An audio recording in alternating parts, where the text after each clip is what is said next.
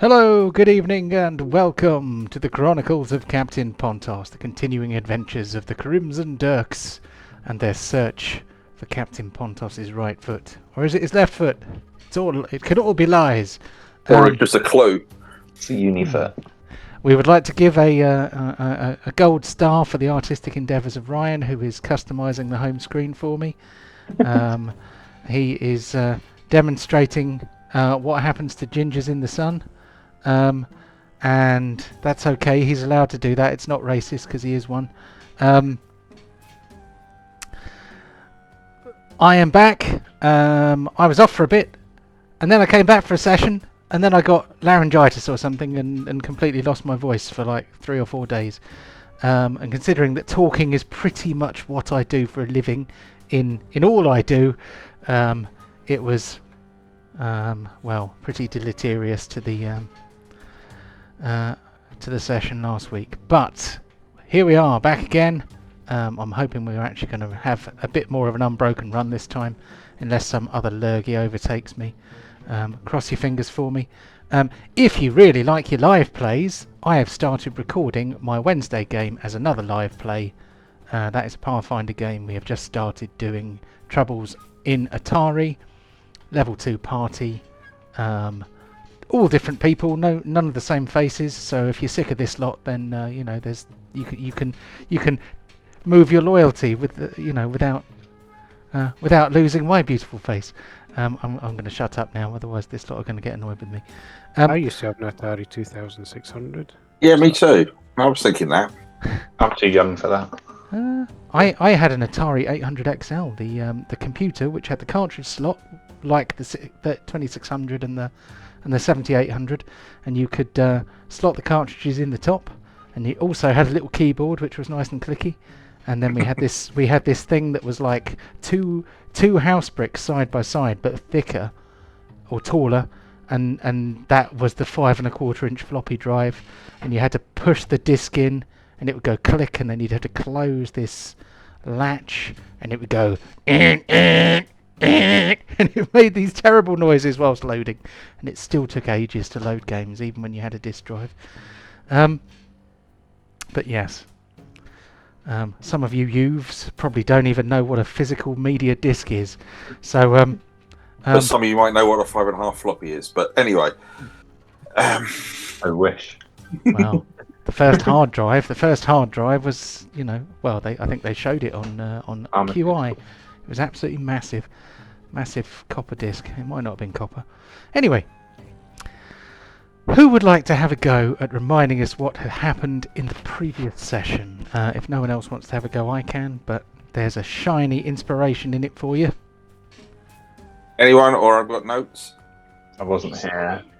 We went into a tomb. We explored some tombs. I called out that there were vampires in a coffin. There were vampires in the coffin. We killed the vampires.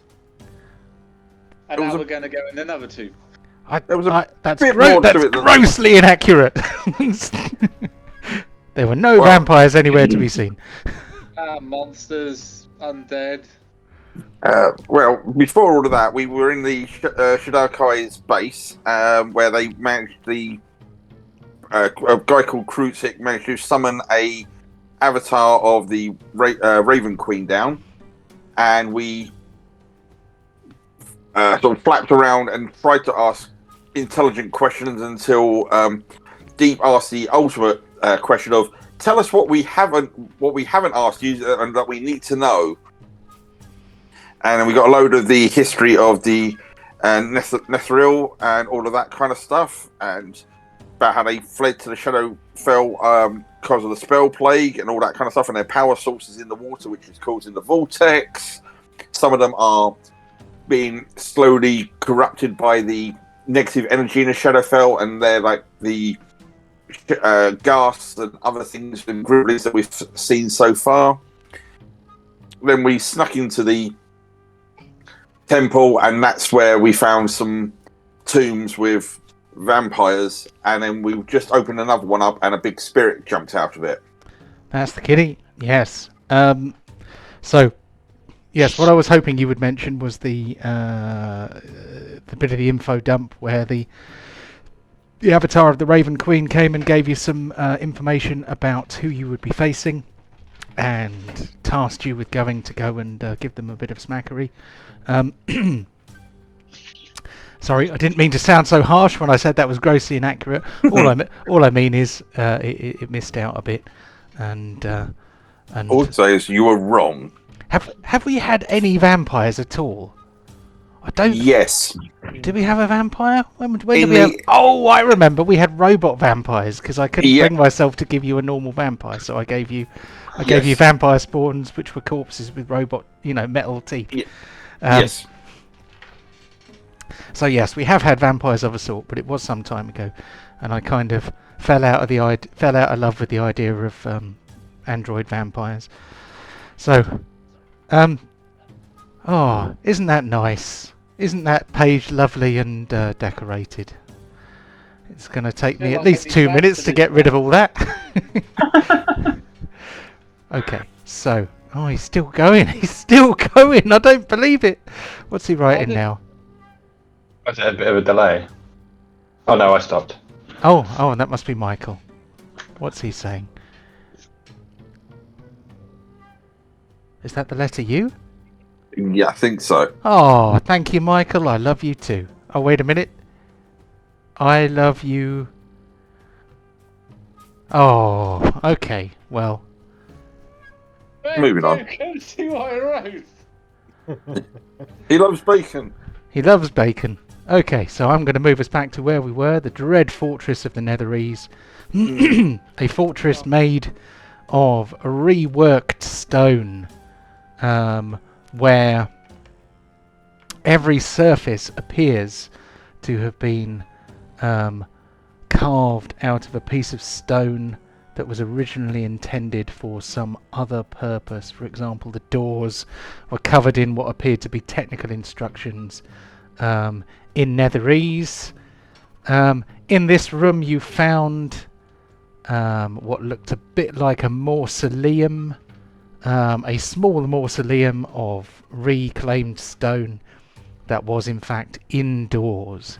And as you faffed around with it, a terrifying creature climbed out with fell intent. Somewhere I have an empty turn order, which presumably means we hadn't got as far as rolling initiative, or I lost the initiative. Go. I'm covering. That's probably you guys rolling initiative, isn't it? So I'm just going to recover that from the chat. So let's get you all in there. Will it let me multi-add? It has, That is a bonus. So chew bacon. Char 15. Oh, don't do that. Let me put the numbers in. Okay, the shadowy horror got 14. Deep. No. What's going on? She didn't want to be seen in front of the camera. Then she forgot something, came back, and then started looking at her phone. And only now just passed out. Passed out? Passed through. Oh, okay. Sponsored by Roofies. Turning your drink blue. And did some... So one of those... So one of those would have been for Char, and one of them would have been for Pontos. And whose dexterity bonus is +2? That's me. Okay, so I got that right. So Char is 15, Pontos is 13. I'm going to put that in the correct order. Good. I nearly cleared the chat. So zoom. It just did zoom. Well, it's a very small room. We can all fit in it now, so we can all... Oh, God, how did I... No, that's not what I wanted to do. I left the paintbrush on, sorry. Okay, I'll get rid of that. I've zoomed in, so the room is taking up most of the screen. You may have some you might have some lag. Or... Yeah, I can only zoom in a tiny bit more than that. Well, sorry, I can only see 1/6 of on my phone. Anyway, shall we kill this thing? Yeah. Yeah. I can't remember how much points it's taken now. Oh, I don't think you've hit it yet. I think it only just popped out. Oh, okay. Unless, of course, hold on.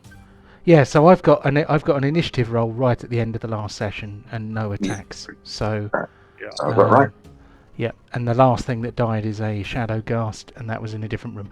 Okay, so we have a horrific shadow beast with a like a 4 foot long glittering blade. You can see glow a glow coming from what was once its rib cage and from its eyes, and it's pretty big. Char is the first to act. What's he gonna do? Just look at that and just go, no, I'll leave that with you guys. But Run away!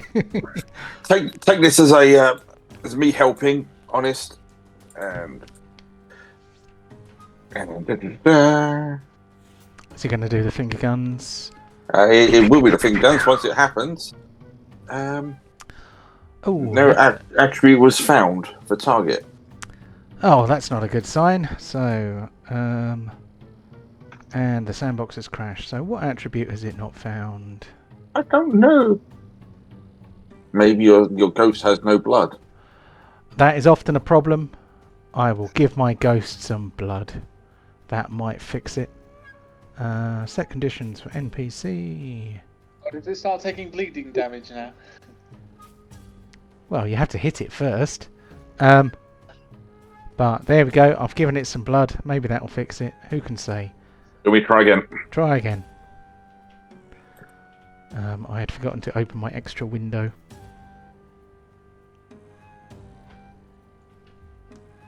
Yay! I hit it. Impressive. But wait. But wait, there's There's more.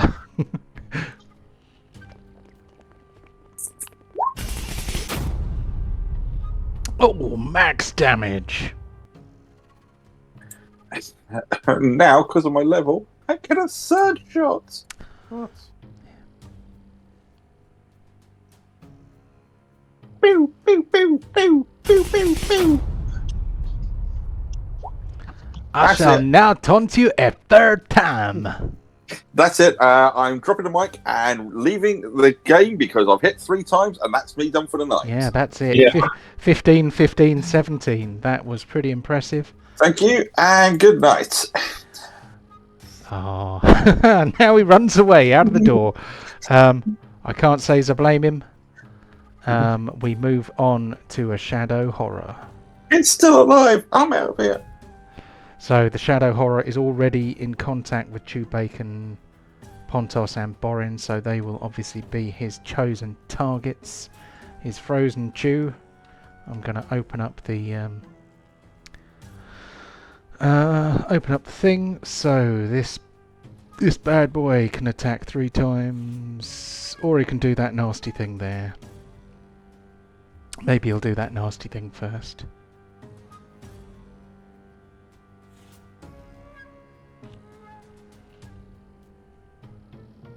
Yeah, let's do that. So, have I set up a power card for that, or is it just going to do things?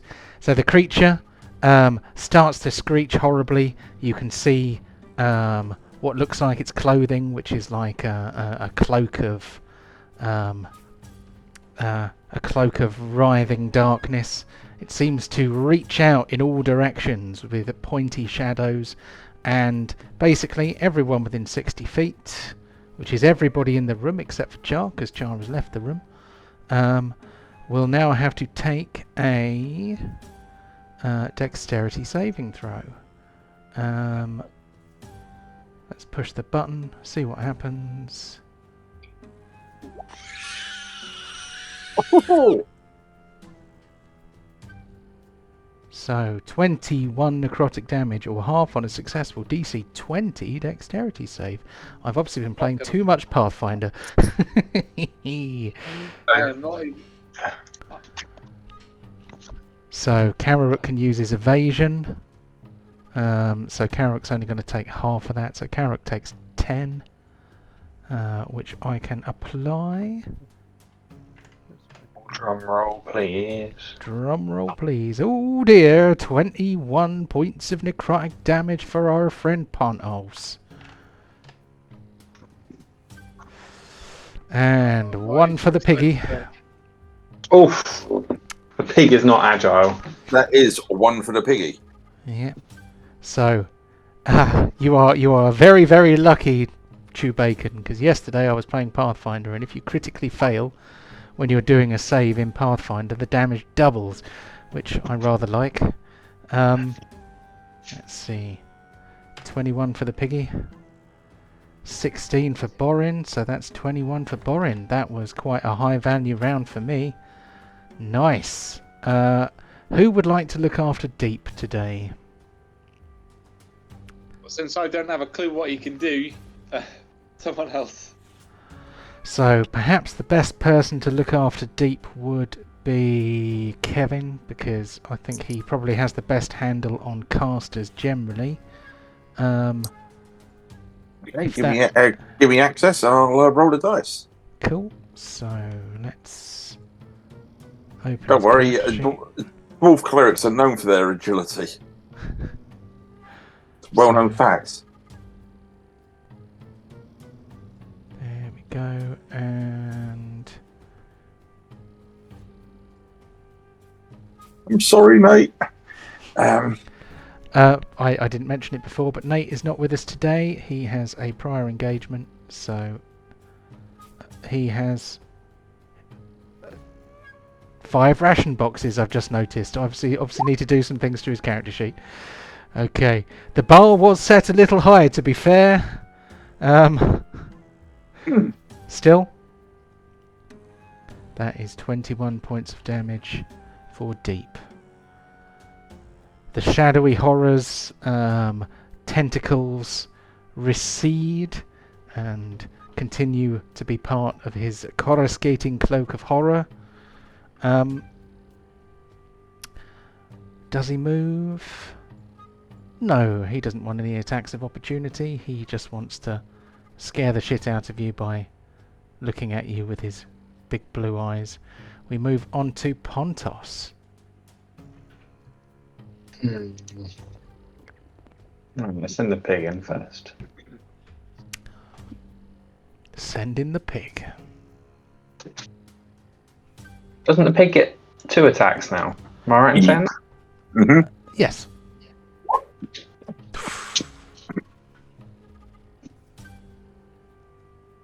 Oh.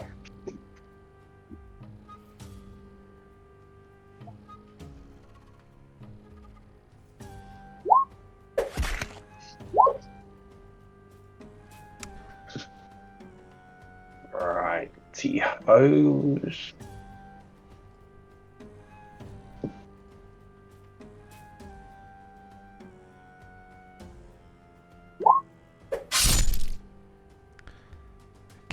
You get the feeling as Chew Bacon slashes at the spectre with his tusks that this damage that he is not doing as much damage as you might hope. In fact, it seems relatively ineffectual. Do you have anything else to hit it with? Oh, well, the flaming great axe you missed that time, but that's a magic weapon, so that's more likely to work.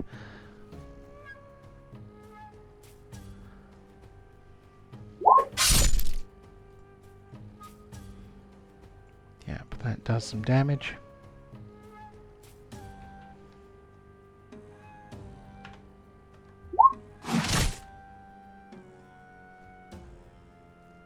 Finally. That's just it.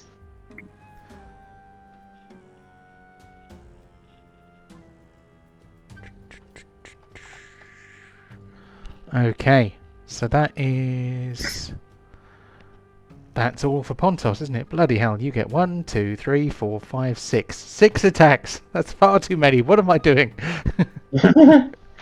What was I thinking? Right, let's move on to Borin. Okay, well, just gonna swing away. There's nothing really else to do. I'm not gonna use any more superiority dice, just in case we have a big bad coming up. Quite right, Monsieur Borean. Save your powers. I've still got an action surge, so Have you? I'm good for another good fight. Why can't... There we go.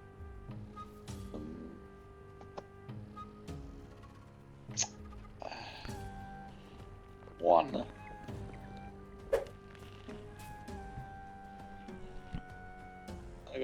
Oh, there we go.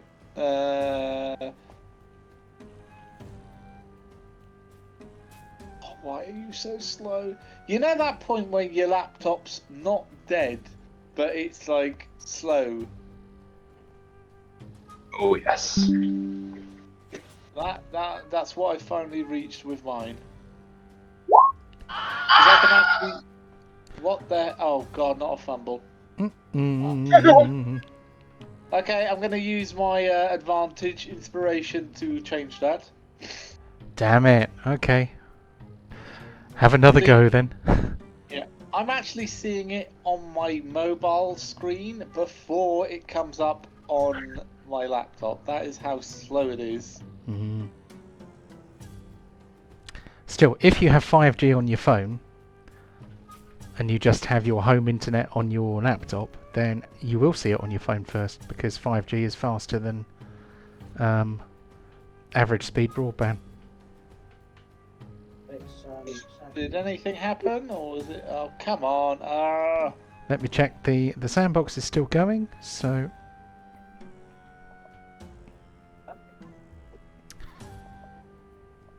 I've selected a target. Oh. Let me restart, refresh. Oh! Oh. He peaked. Yeah, time to get a new laptop. Oh yeah, so I finally, I wanted to upgrade, I think I've told this story, I wanted to upgrade my computer, so I got a new graphics card for it. Turns out the computer that is the up-to-date version of the normal ones doesn't actually fit that graphics card, and I would need a stronger, bigger power cable, which won't fit inside the box. Oh. Unfortunate. That's still nothing compared to your tale of your custom laptop computer. Oh, what, the one that DPD smashed to bits for me? Mm-hmm. Oh, you waited 6 months to get. Still hurts. It was more than 6 months, I think. It was a very long time. So the sandbox is still alive. Yeah, no, I think it's my side. If somebody wants to take us 2 more swings for me, I can have a go. There we go. Quicker than giving someone else control of the character. So let's have a little swing. Oh, blimey. Well, that was a powerful hit. Okay, well that was attack 2, and then if you make us... and then number 3. Yep. So I'm some really hot shit today, Borean. Look at this. I went straight through his ribcage. That might be because he is ethereal, though. But I will take what I can get because I am French. Ah, shit. I surrender. Oh shit, I surrender. Now bring me some cheese. Damn it. Well, is it taking any bleeding damage? Oh, if it's ethereal, then I don't think it's ethereal, so it doesn't have any blood. Otherwise, yeah. it would be affected, but it can't bleed because it's showering ectoplasm over everything, but it doesn't have a circulation per se. Would you like to move or perform any bonus actions? No, all good. I'd like some working Wi-Fi or this laptop, but that's not happening anytime soon. I'll tell you what. One thing to really speed up your internet connection, if it is lagging a bit, is to Turn off the take porn. Well, Mhm. yeah. One close the close porn hub in the background, and and two, if you get an Ethernet cable and plug it directly into the hub, quite often that will give you a bit of a boost because that's usually faster than Wi-Fi, depending on how good your hub is, or how good your wireless receiver is in your laptop. But I've turned off my wireless on my phone, see if it's a too many cooks kind of situation, but at the moment, no. And it's really hot. Unlikely. The bandwidth is usually sufficient to do mobiles and computers, but I think you may have to restart your router because sometimes it's really plastic spots every time you neck bar refreshing. I will just hand out another one, and it gets bogged down and it gets slow. So sometimes. Yeah, I think I'm just going to restart. right, I am going to click the button and move us on to Kararuk. You're go for you're it. coming through a little bit quiet, Chris. I've got you boosted up to 200% volume in my Discord, so You want me to shout? we don't have to shout. Just make sure your face is close to the microphone. That'll probably Is do it. that any better? That is a bit Yeah, better. Alright. So if I move in here, do I get advantage on sneak attacks and being flanked at the same time? I think I do. So flanking requires that we can draw a line from one side of the token to the other, joining two allies. So if you stand here, Mhm. you won't get flanking because you're not flanking. But if you were to run around the other side, you could stand in either of these positions or any of these three squares. You could get flanking, or you will get sneak attack because there are allies within 5 feet. You just won't get advantage on the attack. Okay, so nice. Alright, I'll run over here then. Anyway. So now I've got advantage on sneak attack. Yes. So which way did you go, out of interest? Oh, sorry. Was Other it side. like, was it like that? Or the other way? Ooh, like this? I don't think that works. That's 35 feet, isn't it? And Mhm. that means you're not moving into and then out of threat. Okay, you can do that. Fine. Go ahead with your sneak attack. And I'm also adding booming blade to this as well. Oh, bloody hell. All right. All Sneak right, attack. mate. Calm Yeah. down. I only get one attack. I have to make it good. Yeah, make it count. Makes sense.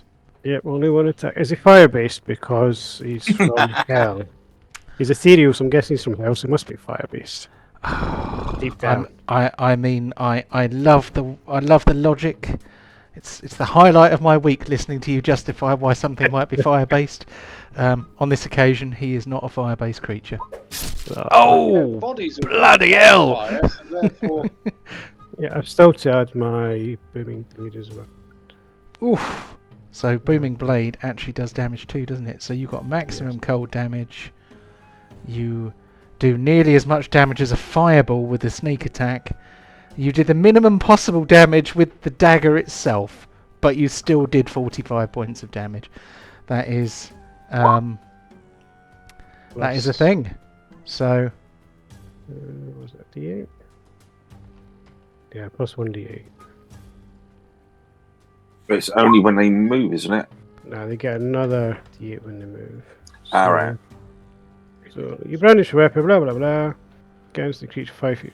On the hit, this target suffers the weapon's normal attack and becomes shredded in blooming energy. So that next turn, if the target moves 5 feet before then, they immediately take 28 damage. A second. Oh yeah. At 5th level, the melee attack deals an extra d8. So it'd be 3d8 damage if it moves. Yeah. okay, I will place upon him a marker to remind us that he's going to go boom if he moves. Not that he's had a chance, he's just kind of risen up out of his stone what's it, and you guys just start wailing on him. I mean, how's that for respect for the dead? What the hell? Still. He wakes up and then he's just like, ah. Yeah, I mean, what would you do if you got out of bed and people just started wailing on you? It's just, it's just inhumane. Uh, except I don't think any of you are human, so that's fine. Okay. Anything else from Kararuk? You know what? I'm going to use my cunning action to disengage. I'm not. You could disengage, but you wouldn't have any movement left to get away. No. Alright, I'm stuck. That's where I am. Very well. Okay, let's move to Deep then. First time Deep has acted today.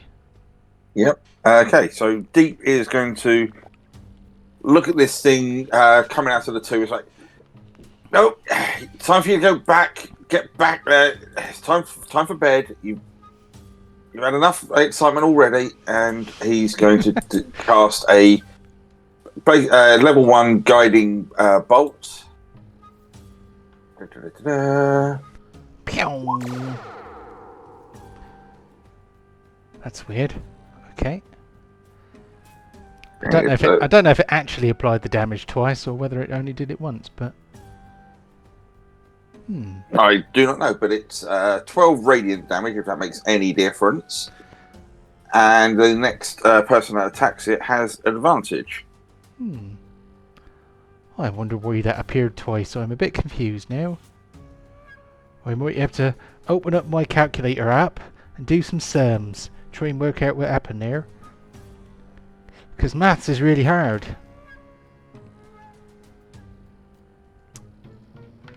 Let's just say he killed him and have done with it. It took it off twice, you know? Bloody hell. I only attacked it once. That's fine, it's all good. So, the next person to attack it in melee will have advantage. If it moves, it goes boom. It's bloodied. He's not having a very nice time. But, considering that he's dead, what do you expect? People's lives don't normally get better after they die, so it kind of makes sense. We move on to Char, who is bravely regrouping in the next room. Yep. So he's just going to step back here. Oh, it's still alive, is it? Okay. Let me see if I can sort that out. And so, a couple more finger guns, but the first one does have advantage.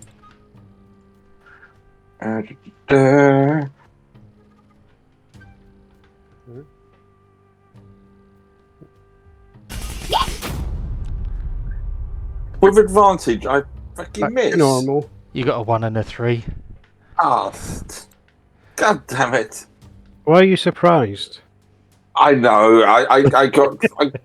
I had expectations put on me for hitting 3 times earlier. So. Well, it's only going to balance out if you miss all 3 times now. Yeah, we're working on it. We're working on it. Fucking hell. I knew I should have quit when I was ahead earlier.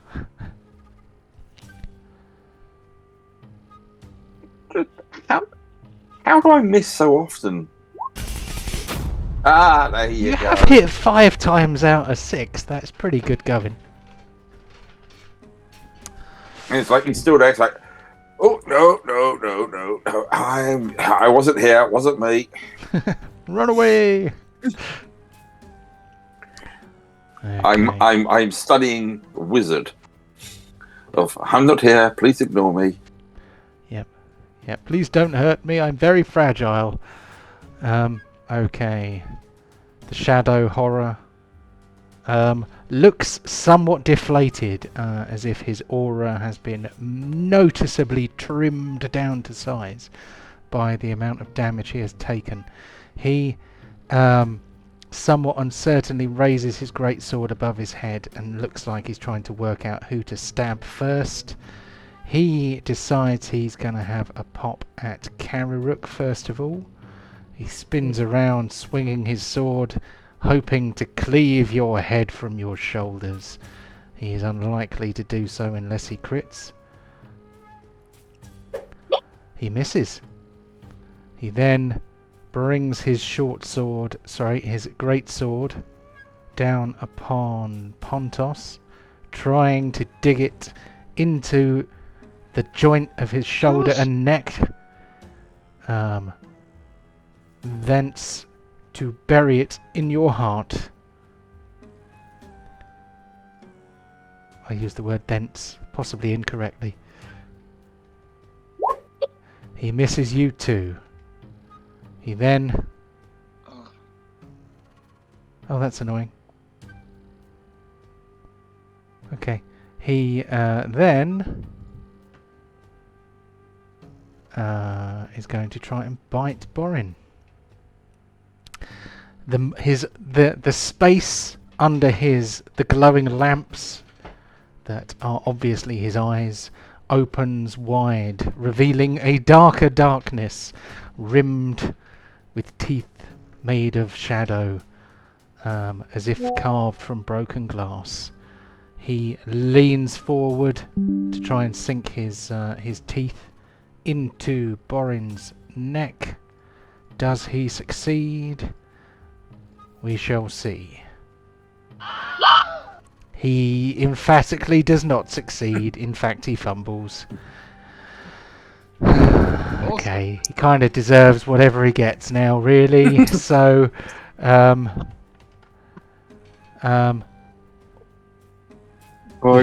howls in unholy frustration, and I don't like the living. I wish I was dead. Yeah, Please help fuck me. you, living people, with your Pulses and with your pulses and your obsession with bus timetables.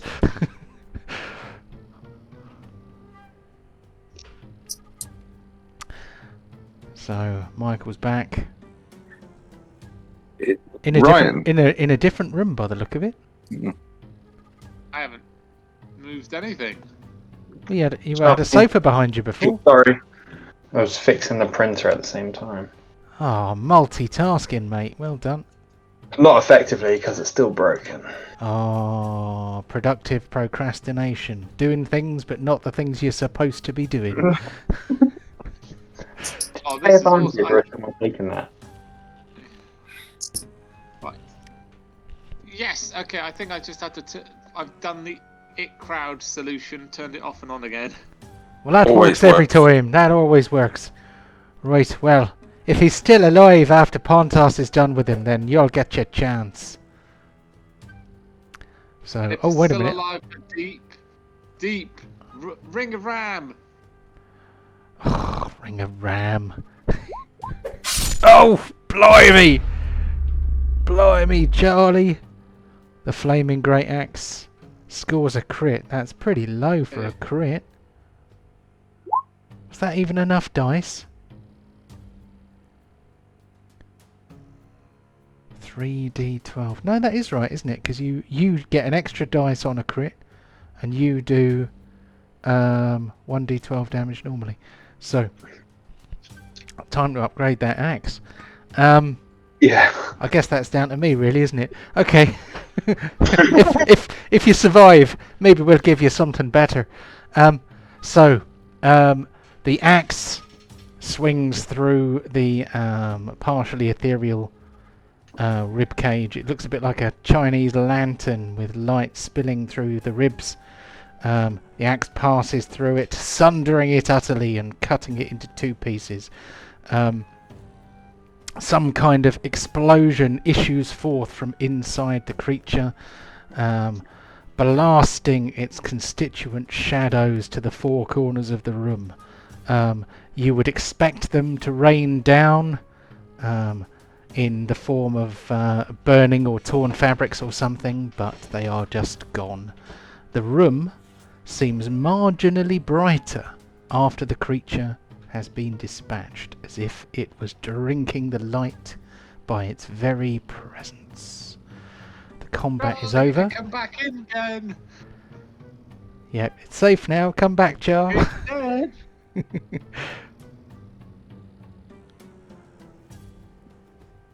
Oh, it is safe. Okay. Yep. And I'll start rooting around this chamber. Chamber it came out of. Or hang on, it risen out of the top, right? So the door isn't open yet. I don't think you managed to get the door open, although it has been a couple of weeks. But let's say that it's not open, and if I've inadvertently retconned it, it doesn't really matter because you've already eliminated the threat. But you could have a trap door. Well, it's like a big stone doghouse, with a little hinged door at the front. And if I said something different last week, then who cares? So, would you like to open it? Yeah, sure. Okay. Well, what are you opening? This stone mausoleum-y type thing in the middle of the room that the creature rose out of. Oh yeah. Borin's currently standing on the roof. Meant to be representing inside the mausoleum. Oh, you get inside it. Okay. Oh, what could possibly go wrong? Stop rubbing your hands together, John. I can hear you rubbing your hands in glee. Yeah, it's like, oh, you're going to get chafed. Excited in DM. So the stone doors open, and Borin lowers his head to look inside, going as far as to go in. It is completely dark inside, but not unnaturally dark. This is just natural darkness, or at least so it appears. You can see in the ground, at a level marginally lower than the mausoleum itself, possibly about 6 inches below the floor, there is kind of a dugout trough, for want of a better word. In it, on a bed of some kind of rotten fabric that has long ago turned almost to dust, you can see a faint hint of purple. This is some kind of receptacle for a corpse. There are also tomb wrappings which have also more or less rotted away. There are dusty remains of some kind of corpse, but there's hardly anything left. It's been laid to rest so long ago. However, around this corpse receptacle are some coffers, boxes, which clearly would have contained some kind of grave goods, which you are welcome to attempt to open. How many are there? I would say there are 4 coffers. A coffer is basically a box. Kararuk will be needing your lock-picking skills, my man. No worries. I'll step out so he has some space. So I'm going to check for traps before I try and open anything. Okay, so give us a perception roll to check for traps, or an investigation, depending on whether you depending on which one you want to do, really. Okay, give me a second. I think usually it's perception, isn't it? But I'm happy to take either, because investigation sounds like a good skill for looking for traps. Okay, I'll do investigation. Very well. These coffers appear to be completely innocent. There's nothing wrong with them whatsoever. So, are there any locks I need to pick? They do not even have locks. Oh, okay. I'll show out. There's no locks here. No, I'll try and open. Okay, I'll kick one open. You kick it open. Okay. I think Chris also said he was going to open one. Did you say you were going to open one? I did indeed. Okay. So, as you lever up the lid, you hear a telltale click from the hinges as some kind of mechanism is engaged. A tiny dart is launched right into your face. Can you give me a dexterity saving throw for Kararuk, please? Indeed.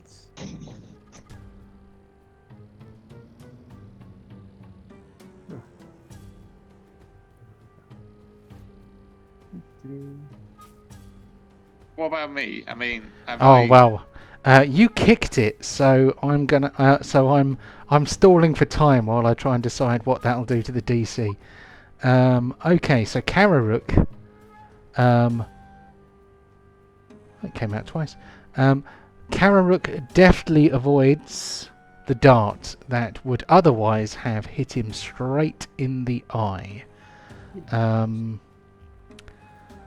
So I am going to say that the path of a foot kicking open a hinged box would not be that different to the head of somebody sitting in front of a hinged box which was being opened by hand.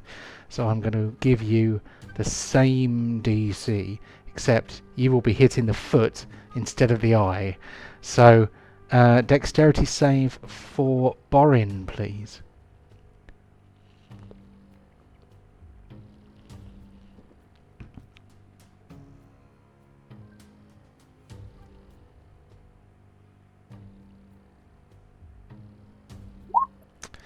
You get hit in the foot with a poisoned dart. It sinks deep into the seam just between the leather top and the sole of the shoe. So the needle, which is about 1.5 inches long, attached to a short flighted dart, the flights of which have almost rotted away. But it's just flung into that little gap by your instep, and you feel the needle pierce the flesh of the bottom of your foot through your sock. A bit redundant, as I'm a dwarf and therefore cannot be poisoned. I don't think you can not be poisoned, but You're resistant. Resistant. So, can you drop that trait in the chat for me so that I can decide how that will affect what I'm about to do to you? I think it's in D&D the basic one rather than Should also be on your character sheet. Dwarf resilience. You have advantage on saving throws against poison. You have resistance against poison damage. Dwarven combat training. You have proficiency. Oh no, sorry. Yeah, That's dwarven fine. resilience. Okay. So you take 4 points of piercing damage because you've just been shot in the foot with a dart, and you have resistance against poison damage. So the 7d6 poison damage from this assassin's poison that is.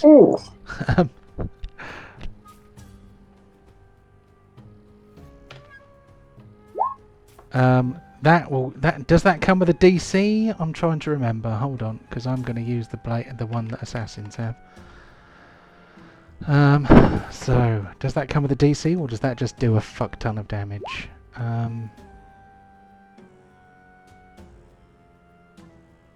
DC, yeah, okay. So Constitution saving throw, please.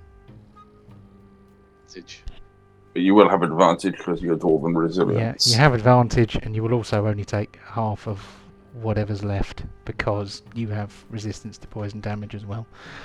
So it's a good thing you're a dwarf, isn't it?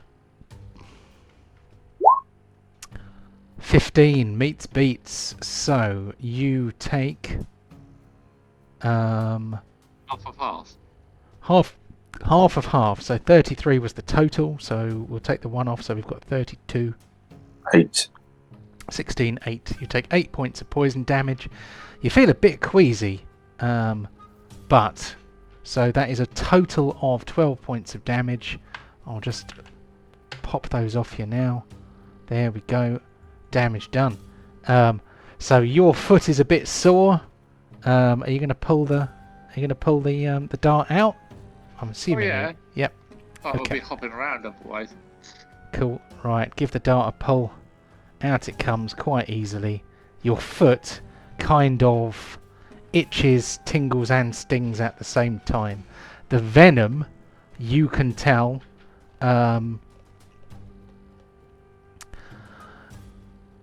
it's not designed to incapacitate, put it that way, but because of your strong dwarven constitution you are able to more or less shrug it off. It could have a commoner, a normal person, would probably have been killed by it instantly. So whoever set these traps was not playing about. So with the other two, I'll spin them around and then pull them open with with Frenchie so that they open towards the wall. Very good. There's easier ways. We could do this at distance and keep ourselves safe. Okay, if anyone else got a better idea, I'll get out of the way. Do I get to see what? I mean, should I check what's in this box first? Oh yes. Okay. Check the box. Let's see what's in it. I'm going to use the Everyone random. can have a box. Yeah, Yeah. you can all pick a box. I can try and Open do it any way you want to. I got it. So I was going to basically keep clear and at a distance and use Mage Hand to open the lid. Oh, good idea. so Why put yourself in danger, Karen? That's what magic's for. Damn it. Well, it didn't look. It did I not see the lights. I could not see any traps. It looked fine. They were very cunningly people that put the traps behind these.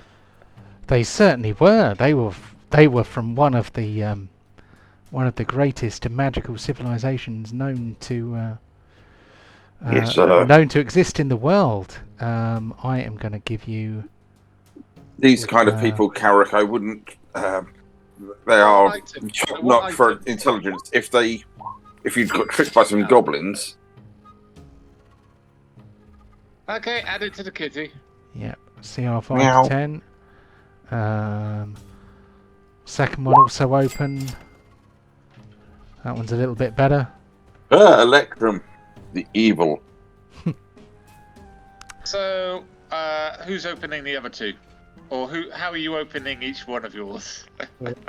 I'll step back and I'll follow Char's lead and cast Mage Hand and open one as well. Yeah, at a distance, from well away, from 30 feet away, Outside. and open the lid. Cool. Darts are launched from a mechanism hidden in the hinges on the inside of the chest, which launches them up roughly at 45 degrees into the face. It would launch them into the face of the opening person, who is clearly looking deeply inside to see what they will find. Punished for their avarice by a poisoned needle straight to the eyeball. The other two also contain treasures, but of a less mundane variety. I am going to curse myself for this, no doubt. In fact, what I'm going to do is go straight to a table, look at the table, make sure there's nothing stupid on it, and then I will roll it directly off the table. Sometimes stupid things are good, though. Sometimes stupid things are good, So, but I don't want to roll a hoard, and treasure hoards contain magic and cool items. But they also contain a fuck ton of gold and stuff. So what I want to do is find a non-ridiculous magic item table. There's some really dull stuff in a lot of these. Okay, right, I'm going to roll once off of table F.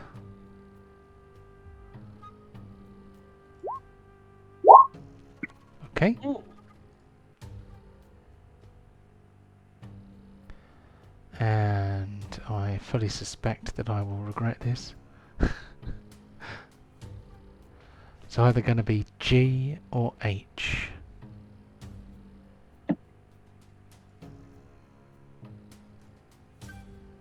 Or maybe I'll just roll on F again. I think I'll just roll on F again. Holy Avenger. Oh, there we go. Okay. So one of the boxes contains a +1 shield. I'm going to say that you guys are hardy enough adventurers that you can identify commonplace magic items on site. So you find a wand of magic missiles, which are quite valuable, even to a party that's already got one. Having two is not a bad thing. There is also a shield +1. So if anybody uses a shield but doesn't have a magic one, then I'm just seeing if Borin does actually. I've got animated shield. oh yeah, you've got a floating one. So that trumps a +1 shield. Does Deep use a shield? So that's what I meant when I said Byron, I meant deep. But I'm just looking. I can't see a shield on him. he's got a shield +1 equipped. I see. Yeah, fourth from the bottom. Oh, right. Yep. Okay. Let's not leave it behind. We could sell it. The magic missile thing. I've been wanting one of those to attach to just like a broken crossbow, so I can shoot out instead. So. Sorry, you just made me spit. Then. Attack them. Oh, wand of magic missile crossbow. I mean, there are far worse ideas. Oh, what do you get? You get a bunch of freaking sharks, and you strap them to the heads. Not quite laser beams, but. Or maybe if I take it to wizard or someone or blacksmith or arcane mage or like some sort of guy and just say, can you put this and this together, please? well, I'm thinking you've got a hole in your boots already. You could put it in there and you could kick them out. Just add it to the inventory, but I will like the magic missile item if I can combine it with my crossbow. Oh, you can have it now and have it in your inventory. Yeah. I mean. Okay, so I will drag it and drop it on your character sheet so that you don't have to attempt to do that, because it may be fiddly with a somewhat unreliable interwebs connection. Wand of magic missile. Where's it gone? Giving someone a wand. I think it might be because I hadn't started using the new toolbar yet, which is a lot better in graphics, at least. Right. So who is looking after the shield +1, or is that going into the party loot? It's going in the party loot, I think. Cool. Okay, I will not bother to add that to anyone's inventory then.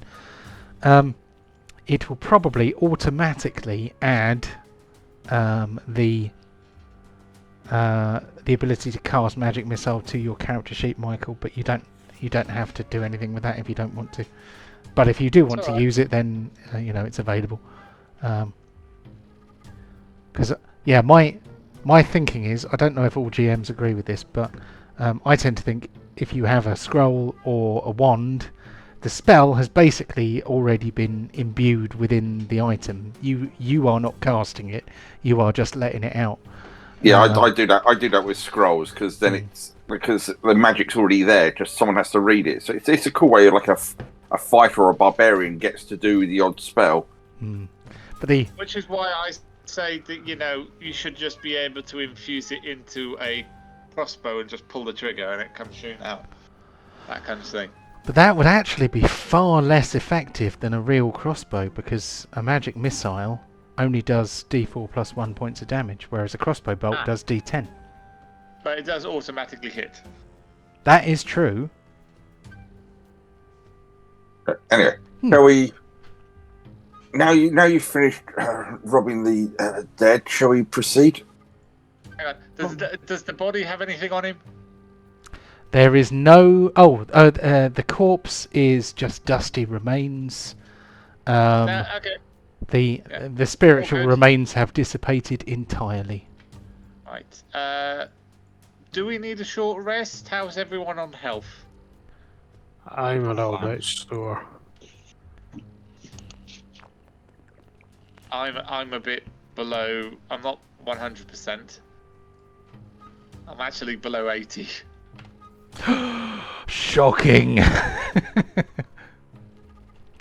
Some of us dream of hitting 80, so.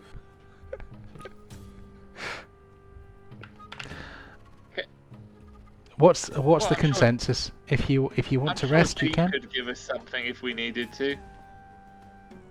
Yeah. Medical assessment. You look fine. Get on with it. Yeah, medical assessment. Stop bitching. Get on with it. Here's a nice cold can of Man Up.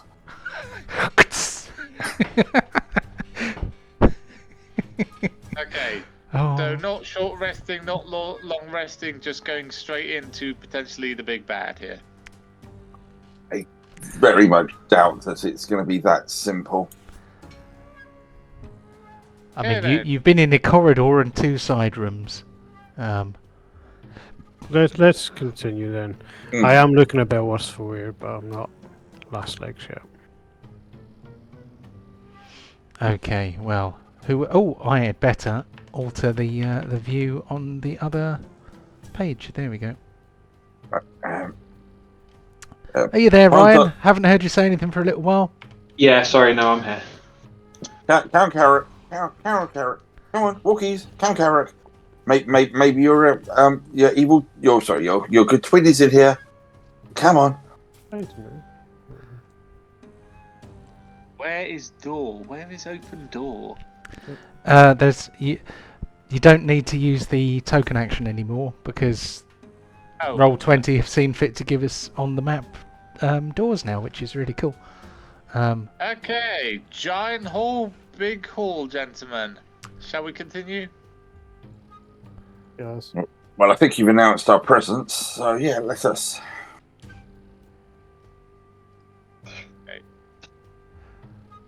So Um, John, we can see through the door, the rooms on the left and the right. Well, I can see if you look at the main screen, you can Yep, see okay. the doors on hold still for a the sec. room on the left. Oh, blimey! Okay, I can see a. I've accidentally put windows in where there should only be doors. So let me just quickly put some walls in to fill the gaps. Why are you not letting me do that? That's because I'm using freehand instead of polygon. There we go. That's in the wrong place, but never mind. Then I will manually line them up. So those shouldn't actually be doors, those should be walls, but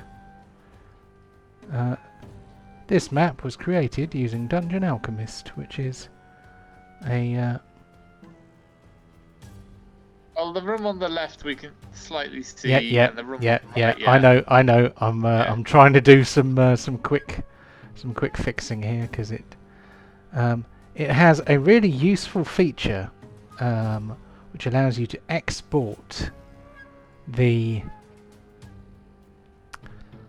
what's the word? It allows you to export a map that you have made. What's going on here? It allows you to export a map you have made. Stop that, you bugger. I've accidentally resized the wrong bit of door, but never mind. That should Well, you can cover only it. see- There we You can go. only see it on the big screen, on the main screen. If you look in when I look on my own private one, it's not as obvious. Where's Carrot? Carrot disappeared again. I'm right here. Okay. Oh, you're underneath me. Would you jump in his grave as quick? Yes. If there was gold there. So, yes, Dungeon Alchemist. You export the file that you've created, and then you put that in as a JPEG, and then it exports this little bit of code, and you put the code in, and it puts in the light walls for you. It's pretty amazing. So I actually created this map. This is my New Year's resolution, somewhat late, is to actually start making a lot more of my own maps. Take charge of my own creativity, so to speak. So this large room is about 50 feet along each wall. There are pillars holding up the ceiling, which is somewhat arched. It comes to a point above the center of the room. I would not know how to describe that kind of architecture, but in the middle of the room is what looks like a steel lattice work, like a cage. It is chained to pegs that have been hammered into the stone floor, as if to stop it from flying away. It is about 10 feet tall, a little less than 10 feet wide, and it has a little a little hinged door on it, which would open up to allow you to put something inside. There is... Well, would you like to look inside it? Yes.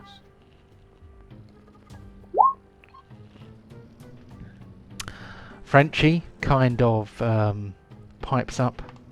Says, Monsieur, I do not seem to detect anything inside, but from what I can see, it is some kind of unpleasant device. I do not know what people have been doing with such a thing. I'm going to inspect. What is this? Is this a desk or is this some burial tombs? It looks like a stone bier, which is BIER. That is the name of the flat surface that you place a coffin or sarcophagus upon. Or a body. I think that's called a bier. That's right, isn't it? Something like that. But well, if you guys want to just have a look around elsewhere in this room, I can see if there's any magical energies coming from such a strange device. So I could spend 10 minutes doing a identify ritual if everyone else wants to open doors and set things off. Okay. I like opening doors. I'm gonna hide, sneak into the shadows. People who Really are- quiet. I'm gonna hide. And That's go it. into Get the your shadows. laughing gear around the mic. Right, you're going to hide. Where are you hiding? In the shadows in this dark dungeon. Okay. I mean, there are some shadows, especially close to the walls. It's pretty dim and dingy. You've all got dark vision, though, so, you can all more or less penetrate the darkness. The light sources are in the northern end of the room, though, so you can certainly try to hide. So give us a stealth roll. It helps if we have an idea what you're hiding from. Everyone. Okay, so yeah, Kararuk melts into the darkness. None of you know where he is. I'm just concentrating on this weird cage thing, and like I said, I'm going to summon my book. So there's just burst of flame for a moment in my hand, and the book appears. And I'm just going to start going through the ritual to identify what this is, if there is any magical essence or anything. Well, Cool. probably won't get halfway through it before the door gets opened and so it gets triggered. But Can we tell if this book is actually a Playboy magazine? Well, give us a perception roll. Like a sad kid playing hide and seek on his own. Kararuk hid, but nobody noticed he was gone. readers' flames. It's weird.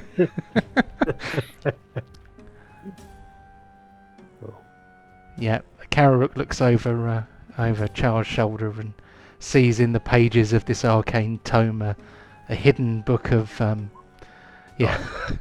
hidden book of nude. A hidden book of a hidden folio of pornographic woodcuts of genie babes gone wild, hot genie babes.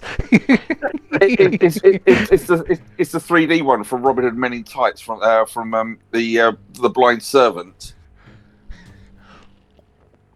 Nope. No, you haven't seen Men in Tights. Okay, fair enough. I've not seen it either. That's Mel Brooks, though, isn't it? Yes. I must watch it sometime. I don't know why I didn't watch it when it came out, but I don't think I got Mel Brooks when I was younger. So I think, and it came out when I was probably at school. I think so. He's a lot funnier when you're an adult, I think.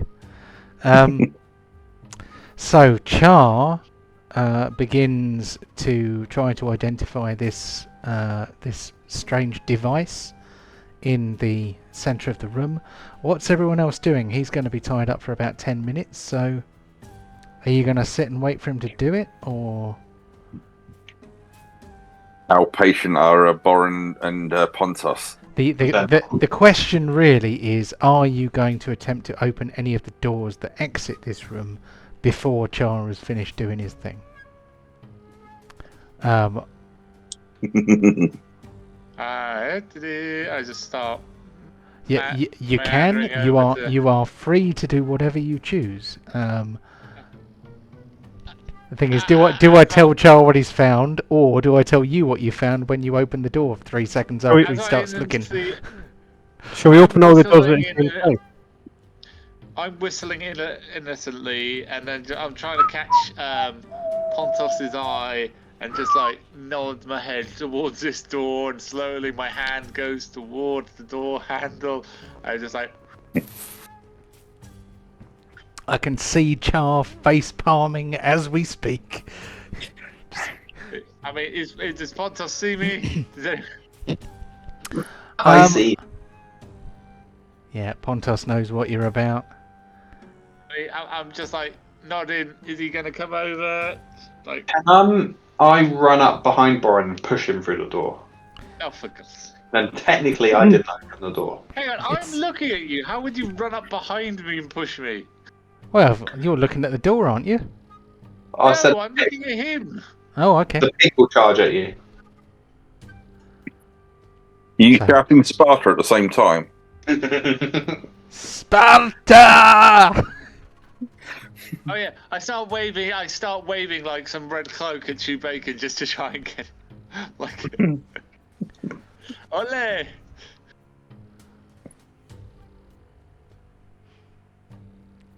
Go on, open it. You know you want to. However, however you contrive the opening of this door, someone's got to push the button at some point. Yeah. Okay. I just like whoops, and it creaks open. Okay, the stone door opens creakingly on rusted copper hinges. The door slams back against the wall behind as if some kind of device that was supposed to stop the door doing this may have just rotted away. You find yourselves moving into a dimly lit temple-like area with stone Moving in, I pews. just opened the door. Oh well, Pontos is in, so and you can all hear me talking, so you know. Yeah. So stone pews in 2 rows facing a front central altar, which is on the western side of the room. Form the only furniture in the room apart from pillars and some wall sconces with what must be some kind of ever-burning torch, because you would just not I don't know, there's nobody here to light or maintain torches, so there is some kind of magical illumination going on. At the front of the room there is some kind of religious altar. From this distance you can tell that it has clearly been heavily defiled. You can't read any of the writings on it from this distance.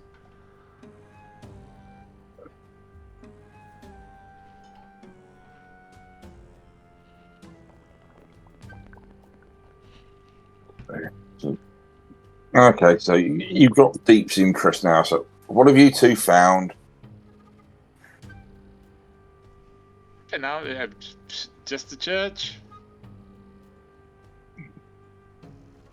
Okay, let's bring the holy man in here. Let's see if he can trigger something or find out some information. It seems the most logical. So give us a religion roll, I guess. Okay, he was gonna get a bit closer and look at the altar. Yeah, so. that's fine. Yep. So we'll go right up to the altar. So actually, we'll probably look at it. So religion, you said.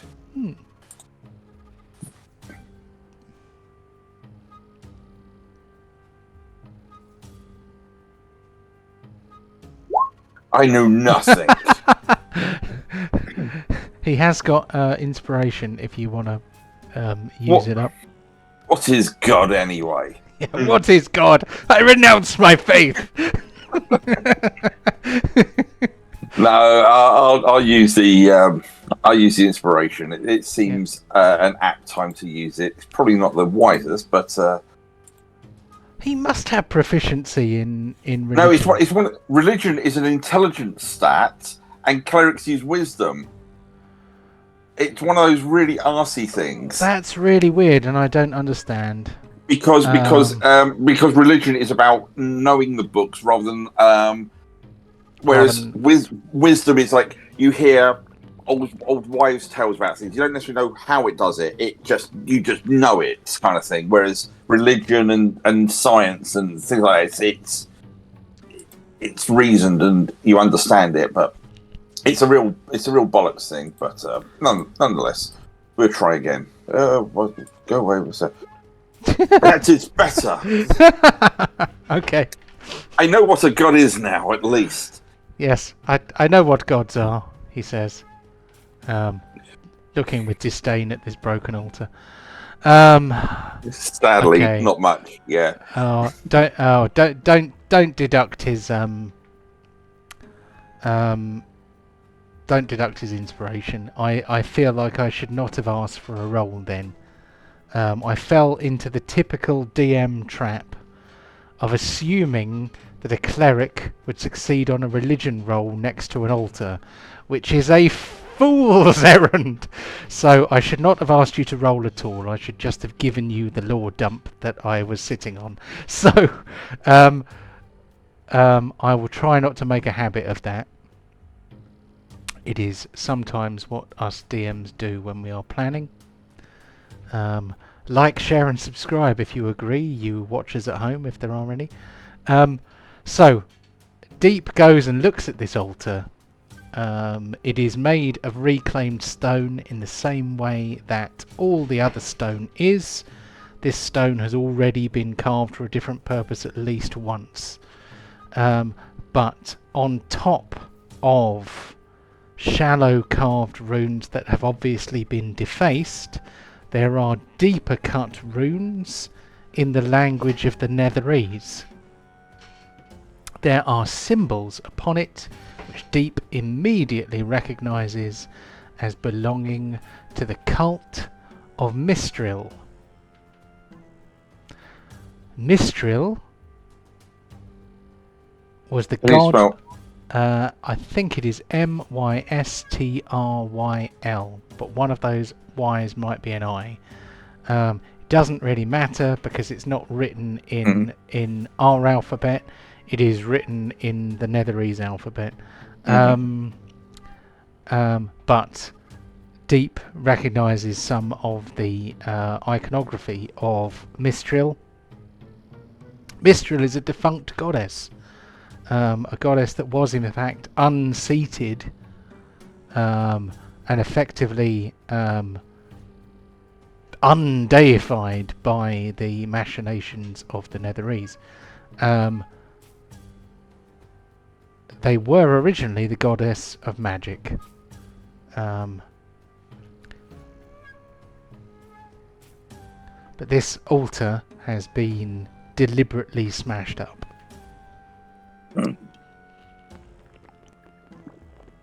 Carrick, see, there is a way of killing gods. Yeah. I need to know how it happens. A lot of magic. I'm gonna So, before you say what you're going to do, so Kararuk stealths into the room. At that point, I am going to suggest that we take our customary comfort break. 10-ish minutes, hopefully ready to go again by 10:15 GMT. I'm gonna push that magic OBS button that changes the screen. Cha-ching. And then we will come back in about 10 of your Earth minutes. No worries. Oh, Catch you in a bit. see you in 10. Bye.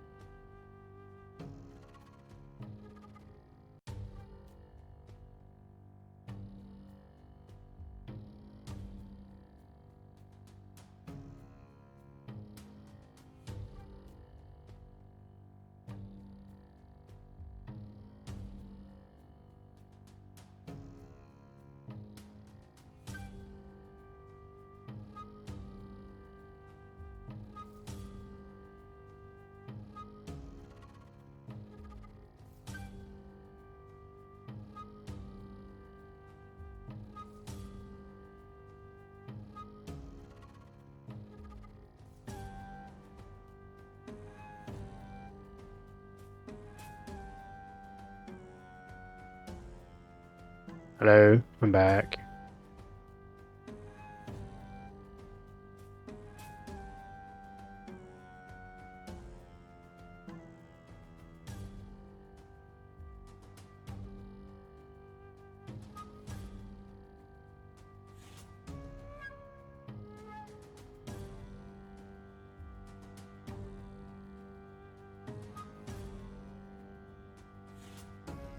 Dun, dun, dun.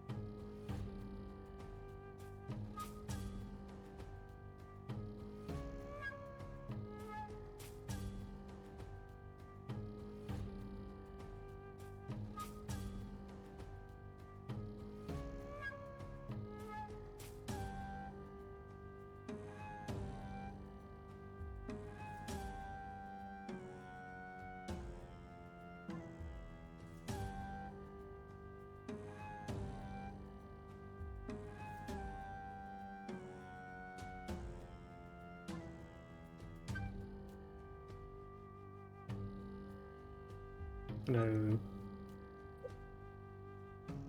Hello. I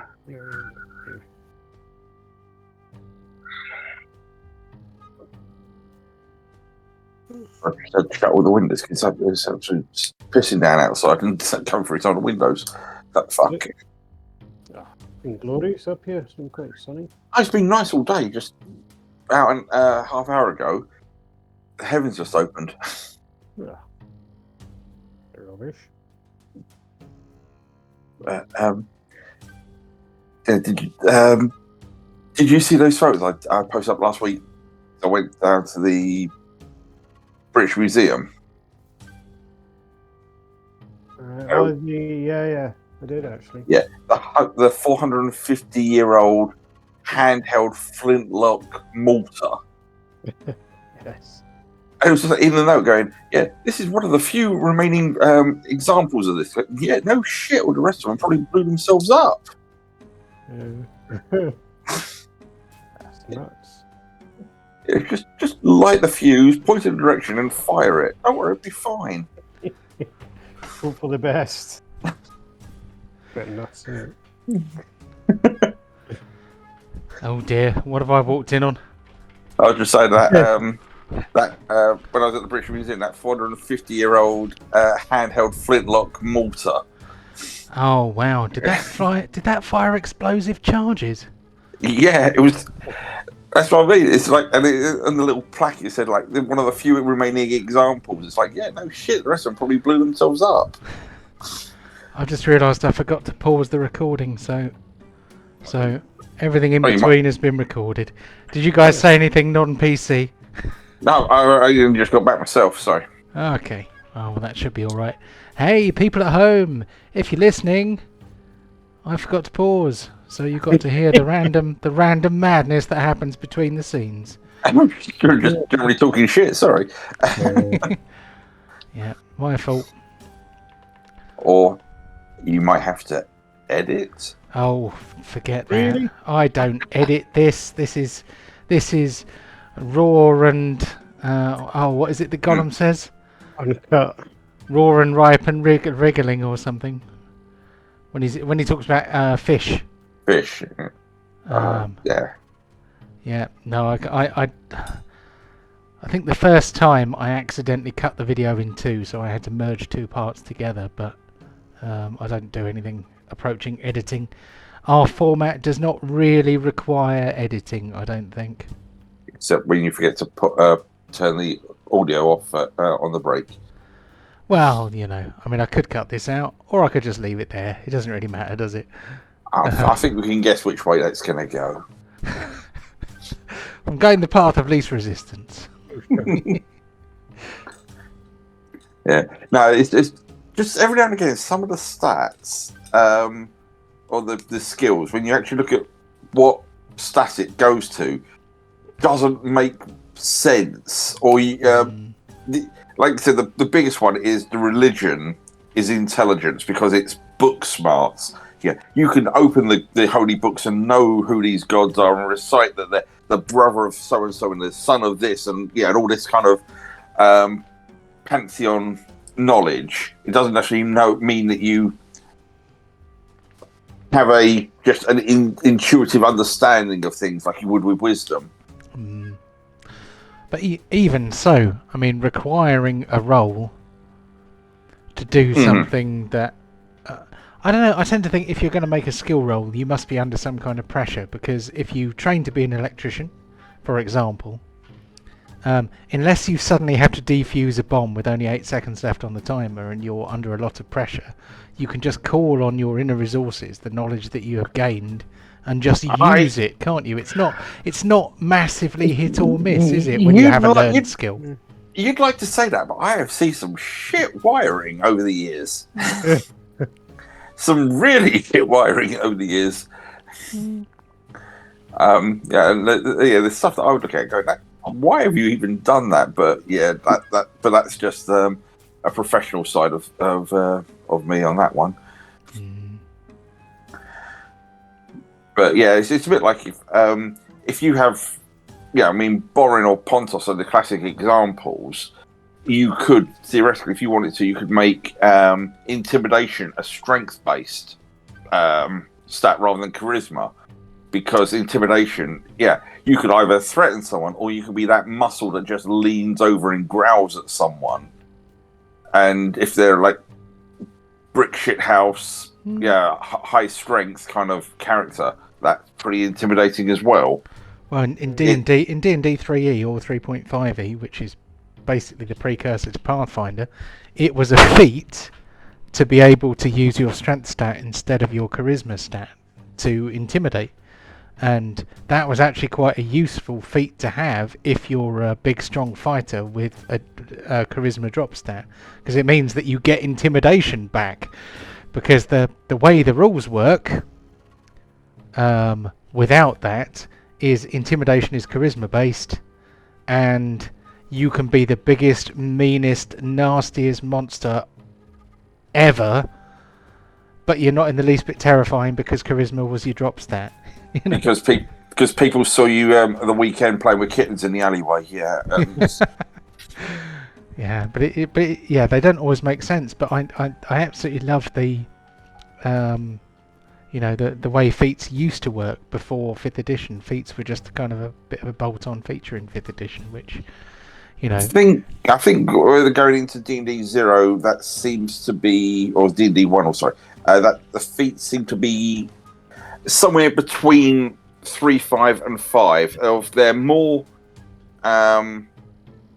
important than they are in 5 in a way, but not necessarily a complete. You have to at level 1 work out your whole route to level 20 to work out all the feats and the sub feats you need to get your end target. Yeah, in Pathfinder 1st edition, you kind of had to plan it out as you went. Otherwise, you sorely regretted it, because you're like, okay. I mean, yeah, I had a fighter that was an archer fighter, and there were feats that I could pick all the way through to make me the best shooter. But the problem is that makes you a one-trick pony, and that's not as much fun. But also the fact that when you get to I'm picking a level going, at level 12 you can have access to this feat, but you need these other feats as a prerequisite as well, so you need to plan it along. Well, Pathfinder 2nd edition is a lot more forgiving when it comes to feat selections, I think. You don't have, in my experience so far, I've not played Pathfinder 2nd edition to the same depth as I have 5th edition. But I mean, you guys are my most advanced party, and the thing is, I don't think any DM who hadn't run multiple level 1 to 20 campaigns could possibly really take in the whole scope of the leveling thing, because the higher tier play is just, it's very difficult to know what to do, because you just have to overspec everything, I think, and technically we're only halfway through, aren't we? I kind of lost my thread a little bit there, but I'm sure you'll forgive me. I think everyone's back now. Has everyone got multiple attacks apart from me? I've only got one attack. You fired 3 bolts, Eldritch blasts, first round or something like this. Yeah, it's like how your booming blade or green flame blade, when it goes at level 5, you roll an extra dice, and level 11 you roll 2 extra dice. My Eldritch Blast, rather than rolling extra dice for one attack, it says you fire multiple blasts instead, but they're always just D10s. So it kind of does it in a different way. That's pretty cool.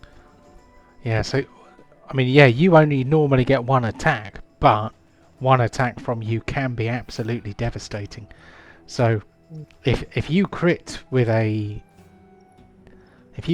sneak attack, that's 12d6 points of damage. That's more damaging than a fireball. So the rogues are still pretty powerful, but Oh yeah, it can be frustrating. I imagine watching someone else do, 3, 4, 5, 6. I mean, Pontos is quite an exception in that he has a pig that has 2 attacks. He has 3 attacks himself because he's a fighter of the level he is, but he also has an extra attack because I've given him a magic item that gives him a bonus action attack. So it's very unusual for any individual character to be able to attack so many times. But Yeah, that's curious. still, we ought to get on with the whatsits.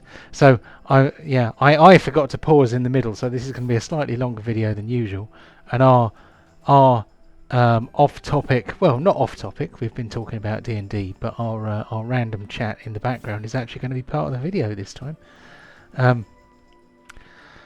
Which part of me thinks it sort of should be, because it's not only about the characters, is it? It's also about the players. I'm going to take us back to the main screen so that we can see your beautiful faces again. If you enjoy the intermission actually being recorded, then I would like you to comment the word aardvark in the chat. And if I see the word aardvark in the chat, I won't bother to pause in the middle anymore. And we don't have any viewers, so no one's ever going to type it. Go on, Wayne, type aardvark. No, I actually got an extra viewer, an extra subscriber yesterday, which was ooh. I put 5 hashtags in my chat when I uploaded the video instead of just 2 or 3. And I don't know what the optimum number is, because I'm told that if you put in too many, then the algorithm says, "Oh, stop it, you're spamming." And if you put in too few, then the algorithm ignores you. But I don't know how it works. What tags are you using? So in the video bit, you've got the hashtags in the description, and then you've got the lower tags. Well, I put in yesterday. I think yesterday I put in hashtag liveplay, hashtag TTRPG, hashtag roleplaying, hashtag roll20, hashtag Paizo. And normally for us, I put in hashtag D&D, hashtag liveplay, and that's normally it because I don't really know what else to put in. But but you guys have channels with many more viewers than me, so I'm happy to learn. But we should probably play the game. I should probably stop yammering. I've just jumped like 60 in the last within this month. So oh, well done, mate. He's just showing off now. It's all to do with shorts. Oh no! in the summer, yeah, it makes sense. It's people's attention span apparently has shrunk to 60 seconds. That's it. Well, that's worrying, considering that we post 2.5-hour videos every week. Moving on. So here we go. We have the party have just discovered a sundered altar to the defunct goddess Mistral. Did I say that right? Mistral. Anyway, she used to be the goddess of magic. Thousands of years ago, the Netherese tried to unseat her. I think this this would probably be known to a cleric whose worth is salt, and so Deep is able to turn around and say, "You see, there was this miracle. There was this Mistral who was a goddess, and then the Netherese messed her up." So this is a temple to a fallen god. A fallen and sundered god. Hashtag sundered. Sundered is my word of the week.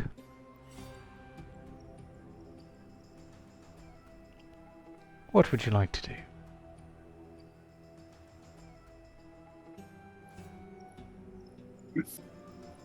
Well, while I'm at the altar, I'll have Deep just do a investigation, just see if you can see anything, or perception, just see if you can see anything on the altar of any further information or use.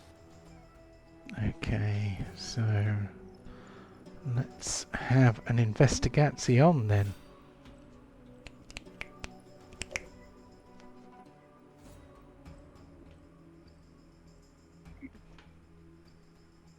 No, not bad. That's pretty good. So this altar, repurposed though it has been, had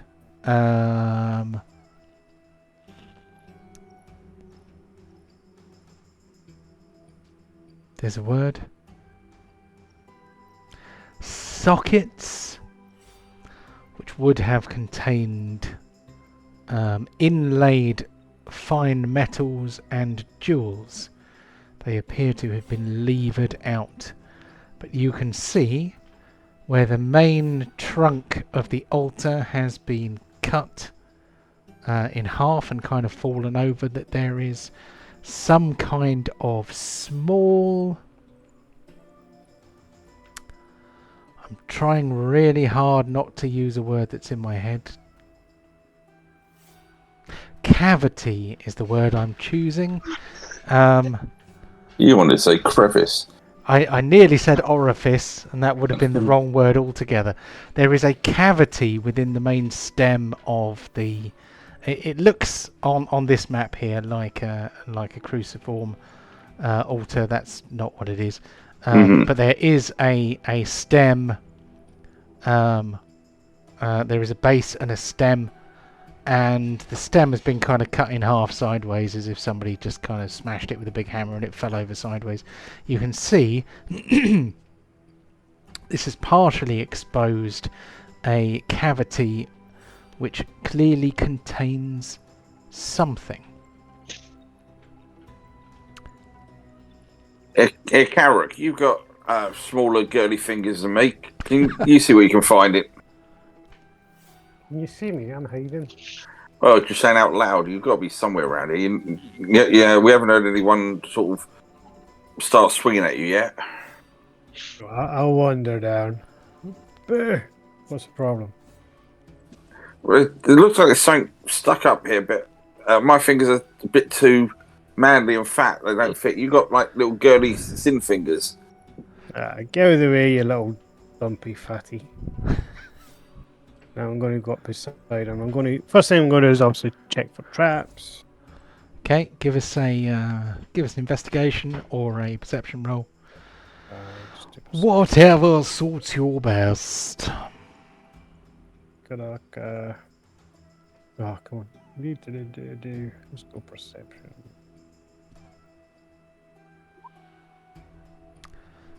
Right. Okay. You don't see anything that appears to be a trap. Slowly and steadily, I'm going to put my hand into this. Are you going to put your hand into the orifice? Into the Yes. crevice? Yes. Is it? Is it moist? Because it's sort of old and... I don't know. Oh, that was the worst word of that meaning you could have chosen. I personally have no problem with the word moist, but millennials will be having aneurysms listening to this. No offence, millennials, but we know you hate the word moist, and we know you all love bacon. So, but that's okay. Moist. That's okay. Moist. So, Kararuk reaches his slim and dexterous fingers into the cavity in the sundered altar. Hashtag sundered. Inside you feel something crumbly under your fingers. It might be some kind of rotting fabric. I shall gently take it out. I'll gently tease it out. Okay. So showering dust and ruined and rotten fabric, you pull out a small bag. It might have been a little Hessian sack. It is probably about the size of a it's about the right size to fit in something about the size of the barrel of an old style milk bottle. You elders will know what glass milk bottles used to be like. So kind of a cylinder, approximately 8 or 9 inches high. There are the remains of a rotten Hessian sack, long past its general usefulness. It is sewn in one single seam all the way around. The thread has survived better than the fabric itself has. Inside are some small animal bones of a creature approximately the size of a rabbit. Not much bigger. Difficult to tell what it is. Unless you may try to identify it if you have medicine. 1 second. Do you have medicine as a proficiency? I don't. If these are nails, Karuk, we're leaving them this time. Okay. Why? I am not proficient in medicine. Okay. It is a small dead thing. Bones, flesh entirely rotted away. Bones are not nice and clean and white. They are also kind of brown and moulded and diminished. All you can tell is that a dead animal, possibly the size of a rabbit, has been stuffed inside. Not gently, mind, but there is also within the chest cavity of the creature, up under the sternum, shoved a small what appears to be some kind of religious icon. I will crack the chest cavity open and put it out. Okay. Look. So you barely need to, it's like dry twigs. It splits open easily under your eager fingers, and you find yourself holding a platinum religious icon. Does Kararuk have proficiency in religion? I do not believe so. Give me 1 second.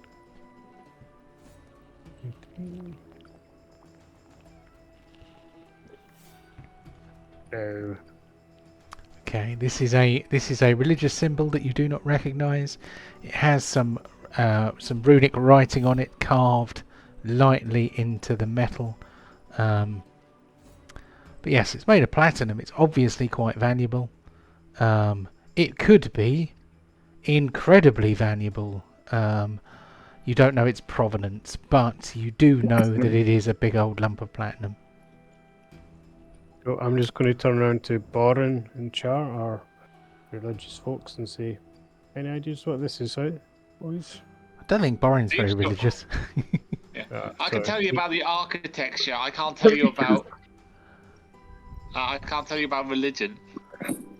Yeah. Deep, Char, any idea what this is? I was never one for openly studying the gods at home. We had our own walking entities amongst us.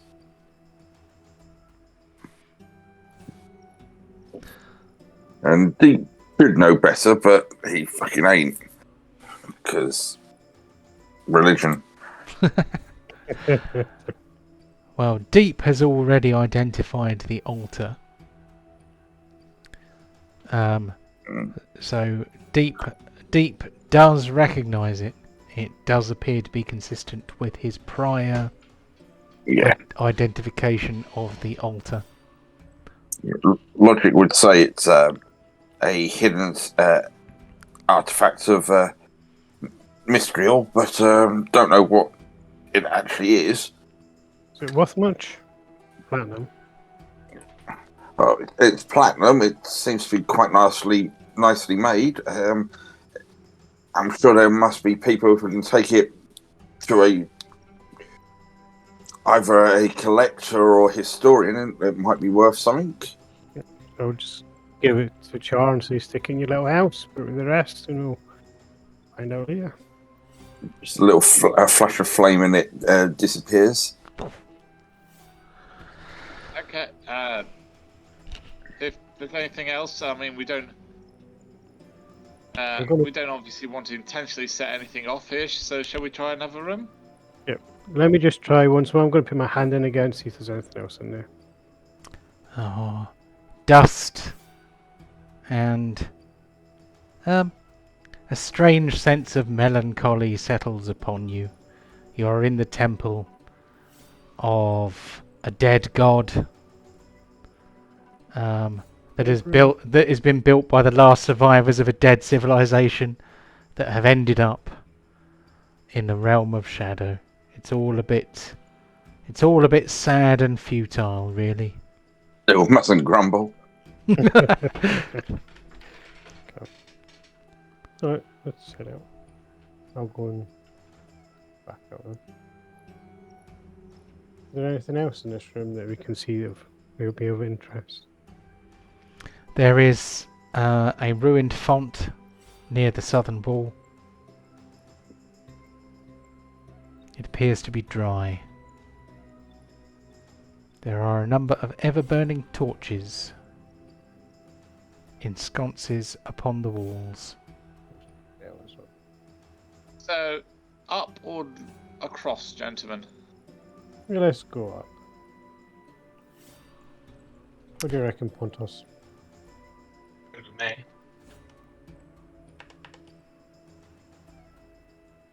Oh, it's locked.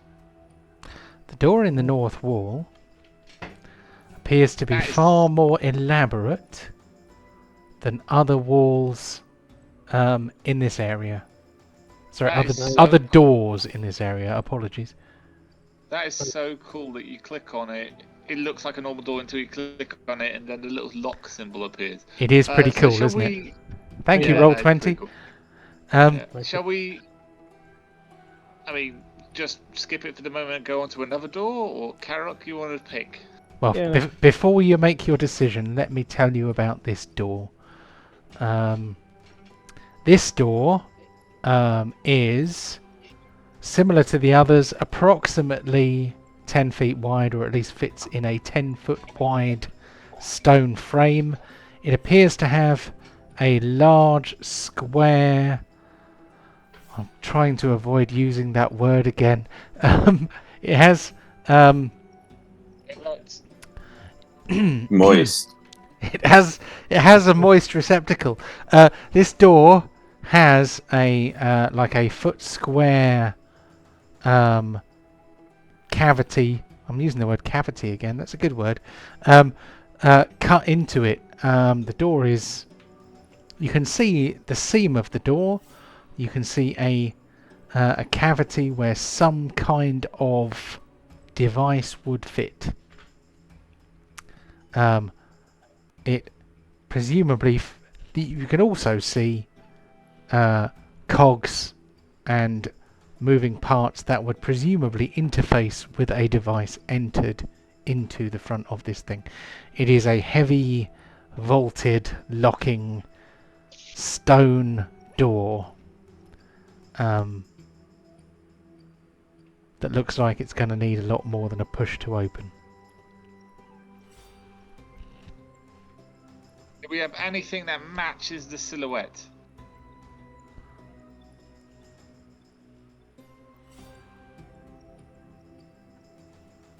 Doesn't look like it. Can I try and pick Okay, it so- anyway?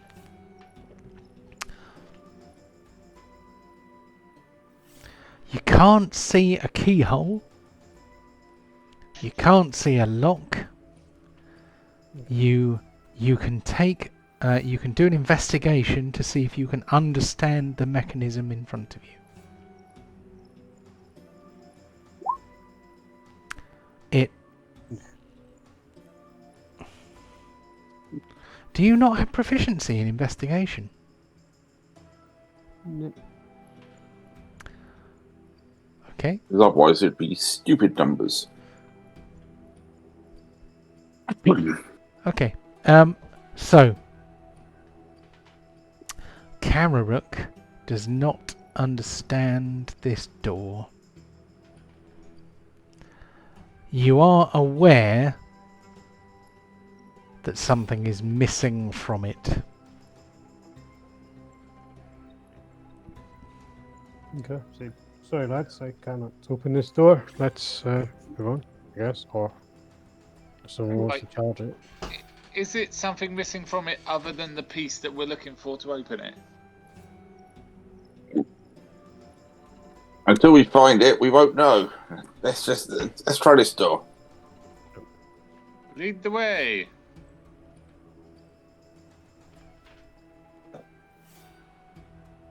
But I can see red squares here, by the way. Yep. Yep. That is fine. Mm. So I'm just going to make... Yeah, it has put it in more or less the right place. I'm going to move that along all the way. Oops. I'm trying to do this kind of in mirror because I'm looking at Discord as I do it. But that's probably a good way to do it because that's visible in real time. The door opens. You see a 6x6 grid on the floor. Red light, or a red glow at least, defines a 6x6 grid on the floor. There are 6 pillars, each not reaching the ceiling. They appear to be like dolmens or obelisks or something. They are not there to hold the ceiling up. There are some columns right by the edges of the walls holding the ceiling in place. The ceiling in this room is much lower than in the other rooms you've been in. On the other side of the room, you can see an enormous treasure chest.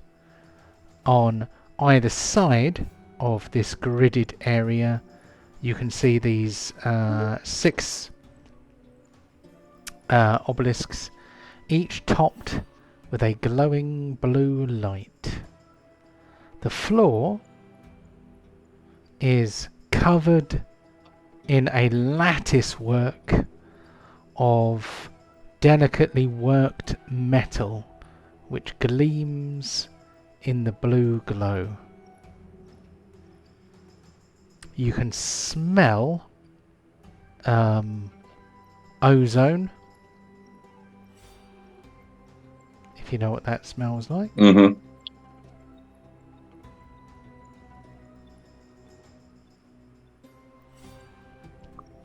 Right. Anybody got any magic ability here? Because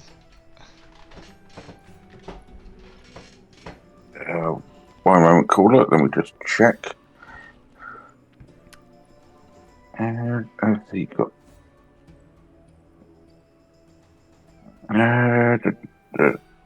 No, he hasn't. Deep looks around and goes, well, not today I have. Yeah. Tomorrow I could have it.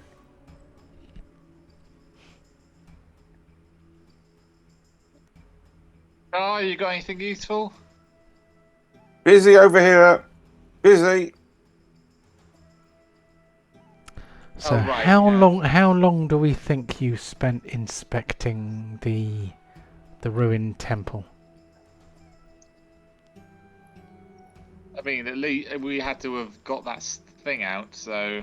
A few minutes, 5, 6, Few minutes. 7.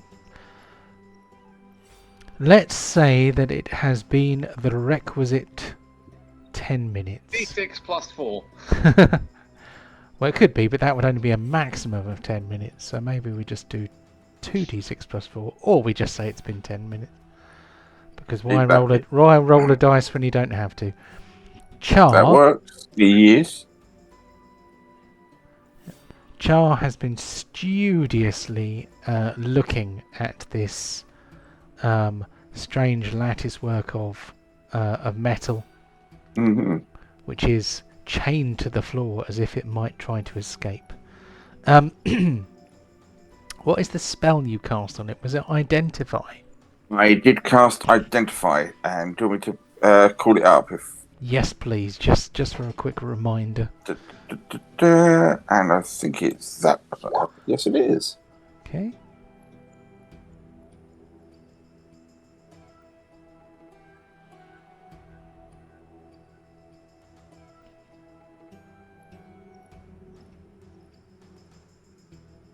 So if the doodad is magical, it would sort of give me an idea of what it is. Okay. So. So you have spent 10 minutes touching the metal of this device. Mm-hmm. I am going to get you to roll a Constitution save, please. Fantastic. That's one of my strengths. I can take this, no problems. You asked the right person for this job. See? So, Char, over the course of 10 minutes, whilst holding onto this metal device, begins to feel more and more unwell. After about 10 minutes, he vomits profusely onto the floor. You are repelled and disgusted by this device. That is partly physical and partly spiritual. I am going to inflict some sickness damage on you. I don't know what damage type that would be, but it hurts you to touch the thing for 10 minutes. However, I will tell you lots about it. This is an abomination. It is a horrible device that has been deliberately designed to extract the souls from living creatures and to stow them away as some kind of energy.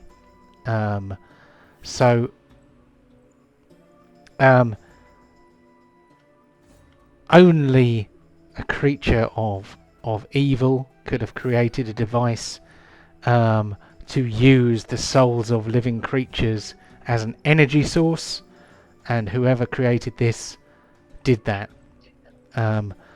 What's even more offensive is how pitifully inefficient it probably is. It probably requires many souls just to fuel the pathetic illumination of this shadowy fortress. But this It's a Humvee. it is basically a generator that steals souls and turns them into magical energy.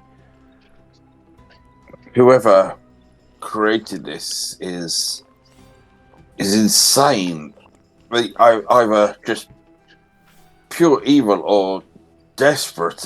This is just abhorrent. It's terrible.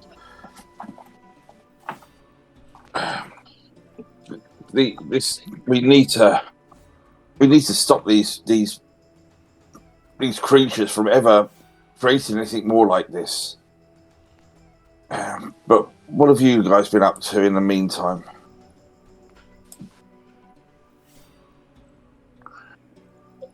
Well, we found that strange piece of platinum.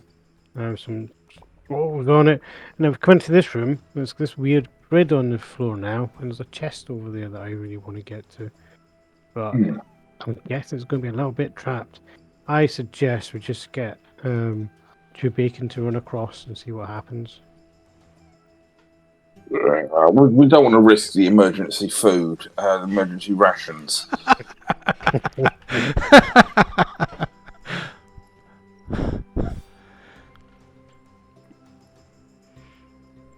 Can I give a Arcana roll to just sort of get an idea of what this might be?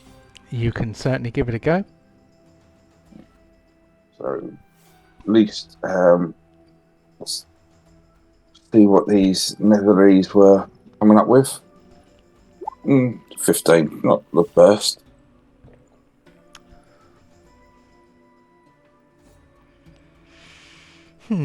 It's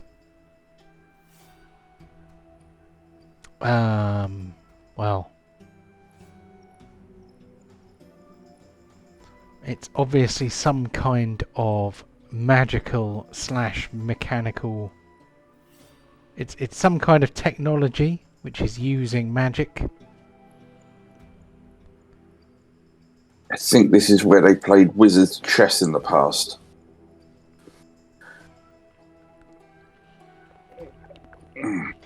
This is okay. Let's have a proper look. See.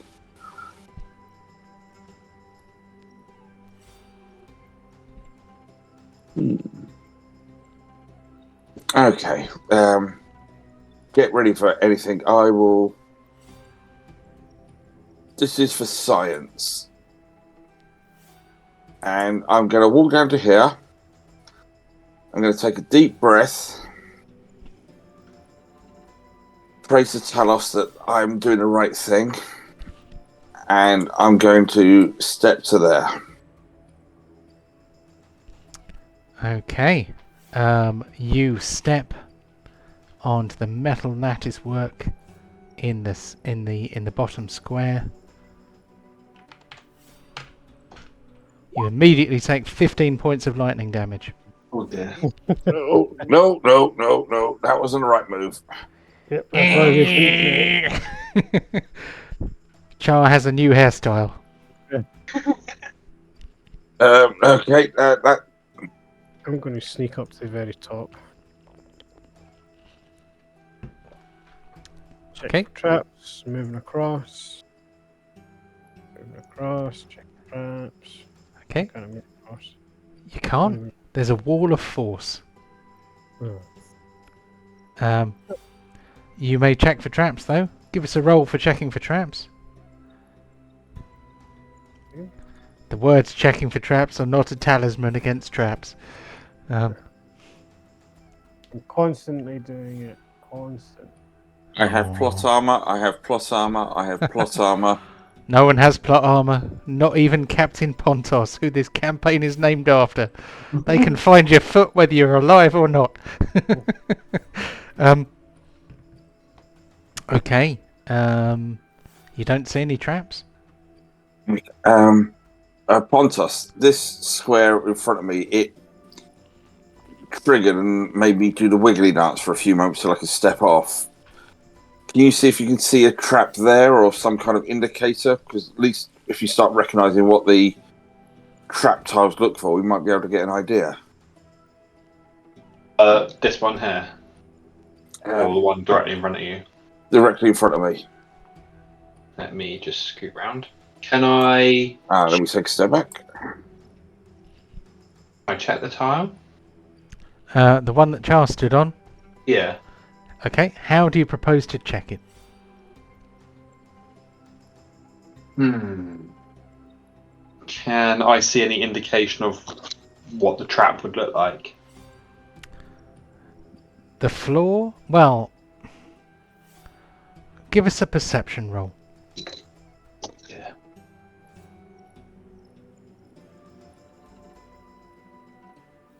Yeah, just are there any symbols, any runes in this grid that we can try and decipher and figure out the pattern?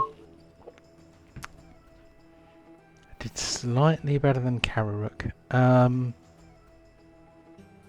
tempted to just step on it. You can just step on it if you like. No, Pontos. Oh, God, no, never mind. I didn't say I mean, I said I was about to. I haven't. So Pontos did that of his own free will. Did he step on it? I didn't see him step on it. Did you step on it and step back? You naughty boy. Did he step on it? I didn't move. Okay. What happened? What did I miss? If I use my boots of flying, and like so whilst I'm slightly off the ground, I gotta make sure. Wave my foot over it. Does anything happen? Both my feet are off the ground, but my right foot is still off the ground flying. It depends. Where do you go? The one straight ahead of me. The one straight ahead of you. Okay. Yeah. Move on to it. Well, I'm not moving onto it. I'm just waving my foot over it first. Well, you're either on it or you're not on it. Whilst flying off 5 feet off the ground. Well, how tall is Borin? Not He's a very. dwarf, so about 5 foot. Okay, if you fly 5 foot off the ground, then your head is scraping the ceiling. But I'll still scrape the ceiling then. okay, you fly above that square. Nothing horrible happens to you. You are floating above the ground. But you are unsullied. Right, so I'm guessing it's pressure related then. I mean, okay, I come back, and I'm gonna just go all the way around until I actually go to the chest. Is that possible to do? Well, you're going to have to move one square at a time and tell me what you're doing. Okay. And I'm in 2 places at the same time. Okay, so just use Pontos. Just all the way around until I get to the chest, and I can't.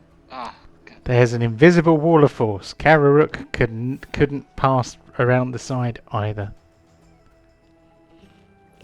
I was hoping it might have been species related. Okay then. You're trying to be elfish. Yeah, I mean, can I? Okay, just scraping across. I'll go into the second square above, forward of where I was. Okay. Still scraping the ceiling. Right, don't move just yet. What the?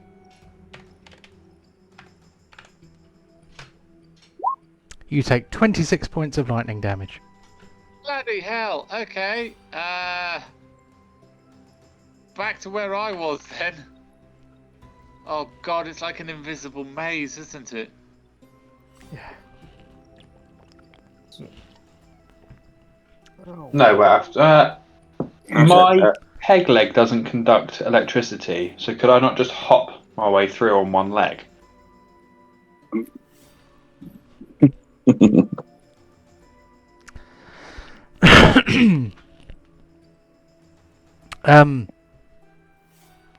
you want to do that? Could I hop onto the square in front of me on my? Oh, I wasn't even touching the square. I was flying off the ground. Oh, high voltage electricity can clear quite a distance.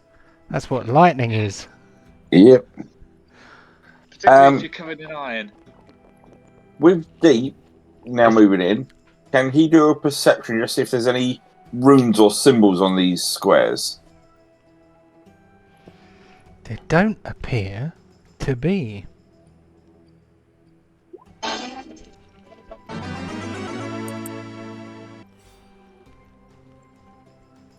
Okay, so there's no symbols. got to try and figure out the route here. This is going to be. Let me see. Give me some of those coins, please. And with the coins, I'm going to throw them onto the next square. Just to see if we get electricity. So I'm going to throw Which one? on that. The one that Borden got electrocuted on. So you throw some coins onto them. Yep. What kind of coins? What conducts electricity the best? Copper. Yeah, some coppers, yeah. Okay, you throw some copper coins onto that square.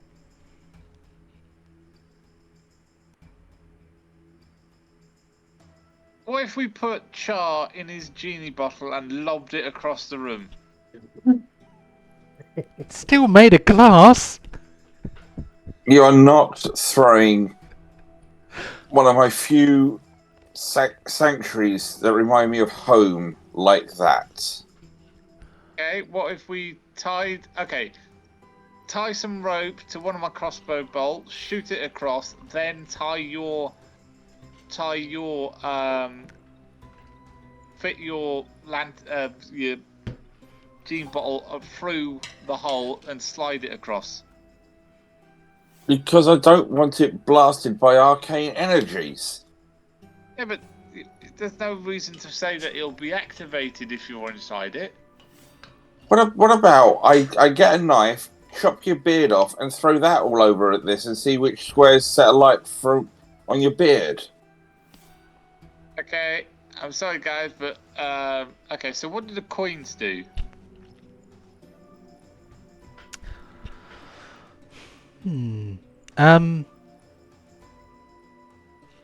You could reach out and touch them and find out. Okay, so they're electrified. Okay, got you. We didn't see any spark. We didn't see any sparks or anything from those coins as we chucked them. Would you? That's not how electricity works. You only see electricity if it's arcing between two items. If it's just lying on the floor, it doesn't. You don't actually see it. I didn't place a it. high amount of going Yeah, for it. I threw them on, so we would have seen any arcing. There's more to it than that, anyway. Let's just leave it. Well, at the moment, we can't do anything else. Let's work together as a team here. Oh, bloody hell! I just accidentally moved the whole grid. Oops. Okay. Well, I've taken. Let's everybody take one hit. What was it? It was 5d8. So where I'm standing is safe. I mean, do you move? I'm assuming you don't move diagonally. If you hit, you get knocked backwards. Or do you just stay where you are? No, I moved backwards. Yeah. After I got shocked. If we all held hands and walked forward, would we get blasted backwards? I think we. Right. Deep's going to there. And literally, he's going to go on Boring Square and then go diagonal, see if that works. Deep is fine. Okay. See, I don't know. So, literally, let me just get the measuring thing. So, I went this way so far. Yeah, feel free to mark the map as you wish. Mm-hmm. Right. Somebody else? Okay, somebody else's turn. Oh, Deep's feeling confident. Let's just go back to the... and he's going to now take a step there. Okay. Oh dear. Only 1 damage. I can live with this. No, that's So what type of damage possibly? 21 points of lightning damage for Deep. Ow! Okay. That was a bad one.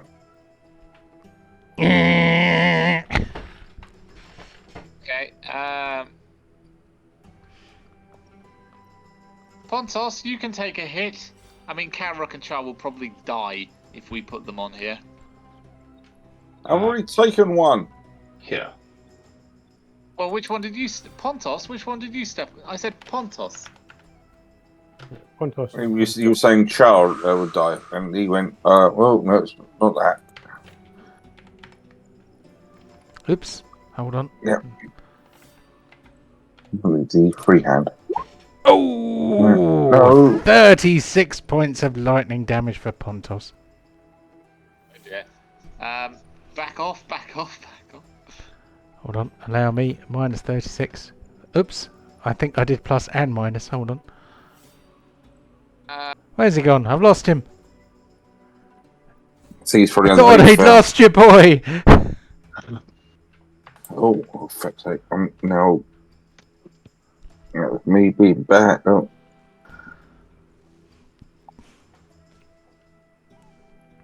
Borin is fine. Oh, okay. So that's right. Okay, can everybody stand on their own individual square, please? I am standing on my own individual square. You are, but Pontos and Deep were sharing a square. Oh, okay. Oh, no. I was just, like, giving a roll call. That's because they like each other.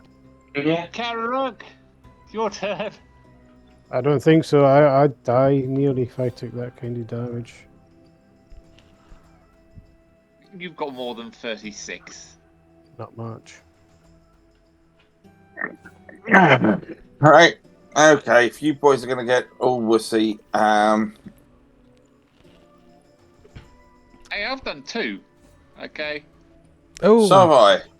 Oh, God. Deep This is my steps third. out. Hold on, I'm This looking is- at this my was- plan. This is my third.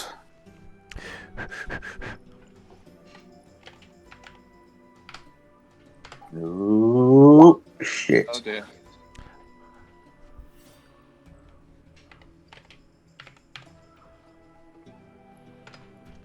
Oh! Holy fuck. So, Deep is zapped by 52 points of lightning damage. Yeah, and Is it getting stronger as we move along? yes, it is. Oh, God. And Okay. Deep, well, and Deep is down. Oh, crap. I grab him and pull him onto my square. Okay, you can pull him off. Steady. Yeah, and then I carry him all the way back to the safe zone. Cool, that's cool. crap. Okay, you can put him Oh, somewhere you- safe. I'll chuck a potion down him. I've got one. Potion. Can we use chew bacon? I mean, Can Where you potion? use chew bacon? That doesn't seem like a nice thing to do to a young pig. young pig. He's a giant boar. But come on, we got places to go. He could certainly touch Okay. more squares at once. Oh, okay, too big. Oh, that Okay. his hit point should actually be 4. It roll 20 allows you to go into the minus. There we go. He's got 4 hit points. Mhm. Now he's conscious. He can use his own healing spells. Yeah. Okay. Well, I was going to do We need the. some healing. If No. these get stronger.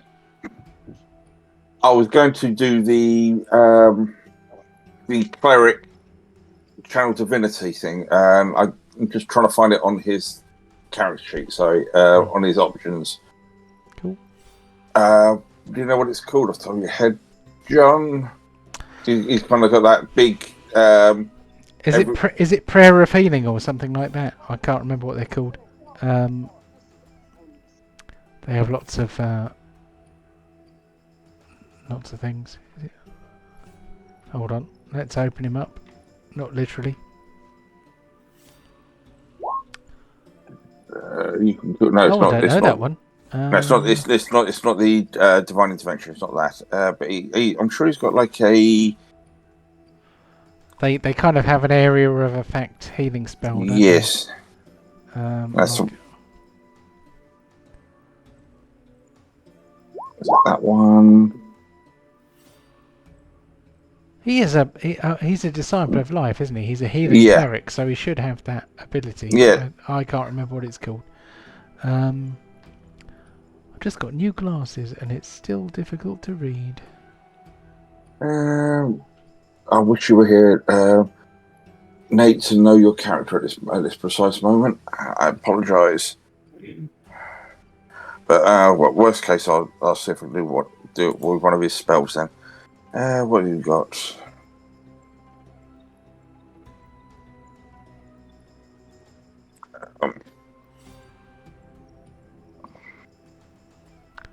You could use Mass Cure Wounds. Yeah, I'll do the Mass Cure Wounds for now. So that's under M. It's not even up there, so I'll do it that way.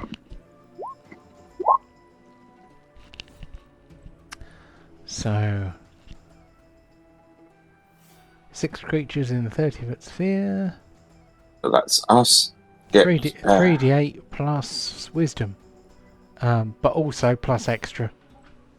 Yeah, so everyone gets 11 plus his wisdom, and his wisdom's going to be fairly good, I would like to hope.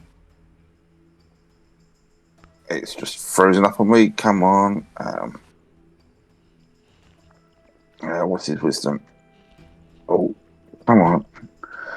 I apologise for this. His wisdom is 5, so everyone gets 16, definitely.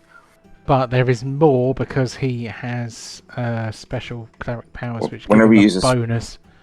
I think the bonus is 2 plus your spell level, so that's another 7. So that's 11, 18. Everyone gets 23. and he himself gets extra as well because I think I'm still not at full health, but I can move now. Okay, that's put me on max, and then he gets. What did I say? I said it was 20, but I think 23. I think. Yeah, sorry. I don't know his class that well, so I apologise. Best worries, healer. Beginning 6th level, healing spell you cast on others. When you cast a spell, first level higher, that restores hit points. Other than yourself, other than you gain. So that's bonus. So he doesn't get that. So he doesn't get the blessed healer because he's healed himself. Oh, doesn't he get that? Hold on.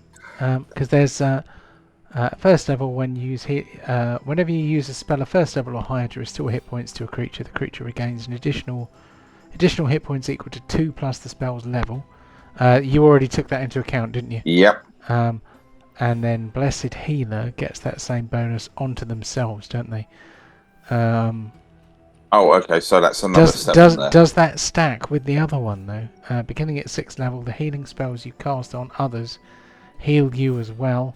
When you cast a spell of first level or higher that restores hit points to a creature other than you. Yeah. Right, okay. Yeah, he did that spell on himself, so he doesn't get that one, does he? That one only counts if he only heals other people. Okay, cool. Right, we got it. So. Okay. So. Did you all apply your own healing there? Yes. Has everyone's had their healing? Pontos, did you give yourself the 23? I've done mine. Cool. Okay. Good job. So I'm going to walk up to Borin now because I can actually not die, but I can't move. Now I'm going to take a step forward. Yeah. Oh, you accidentally moved the green circle there. I shall put it back where it was, and I will accidentally resize it. Okay. Oh, this could be exciting in a really horrible way. So, Kararuk steps onto that square there.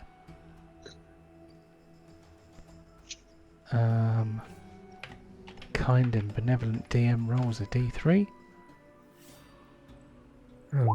Oh, it's only a 1. That's fine. My dead again. So So what did we have last time? We had 9. This time we have 10.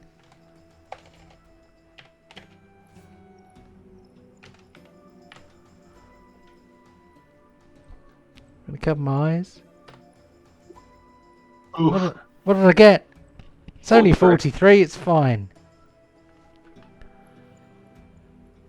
I'm looking. That was 43. I think Can Deep investigate or look at this pillar?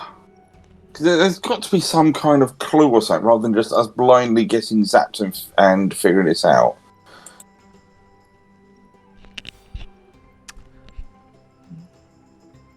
So yeah, Deep's gonna have a look at this pillar, possibly see if there's any kind of, or just if there's anything on the wall or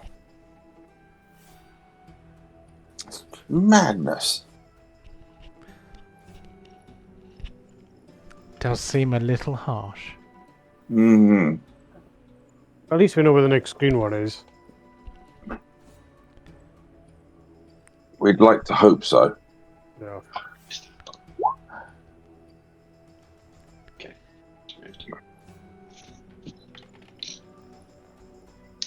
Yeah, so just Deep's having a proper look round, see if he sees anything other. Just because what the fuck? I nearly just rolled 12 D87s. That would have been an interesting number. 53 points of lightning damage for Borin. Let's just go out of here. We're all just going to die. Yeah, this is why I'm now. But you're doing great. No, we've just that route that we've been working for. We've just hit dead end. So I got a 19 with with Deep, sorry, for perception, just to see if there's anything on the walls, anything on the pillar, just to try and get an indicator, because that's crazy. Okay, so you rolled a 19 of passive perception. So what you have noticed, and I wish I could make this happen on Roll20, but I do not know how. Every time someone takes a massive jolt, the lights on top of the obelisks dim. And they come back up a little bit, but they appear to be getting dimmer.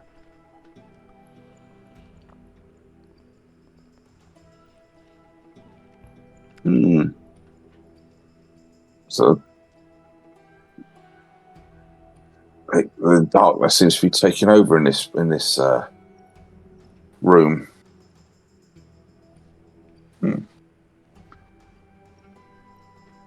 Well, there's only one way we could try and dispel the light a little bit here.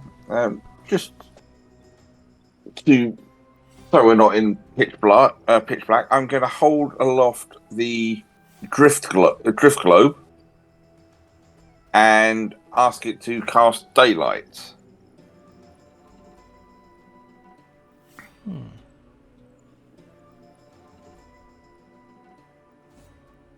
Because I've got that lovely little drift globe I found recently. I am going to... Okay, so... How does the drift globe work? I'm just pulling it up. One moment, caller. Your call is important to us.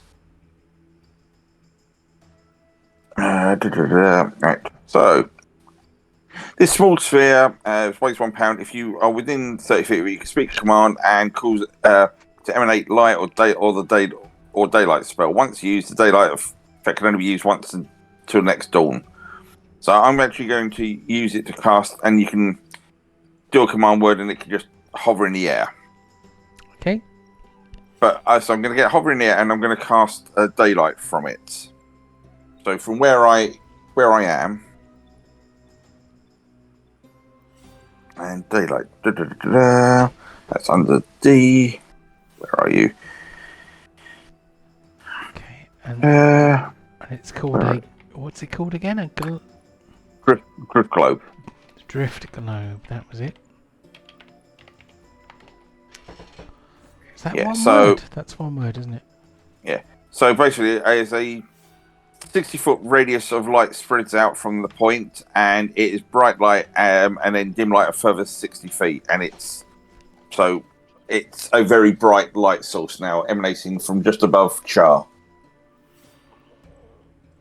Okay. If these obelisks are starting to fade in the they are gloom of this, they're definitely fading a little bit every single time.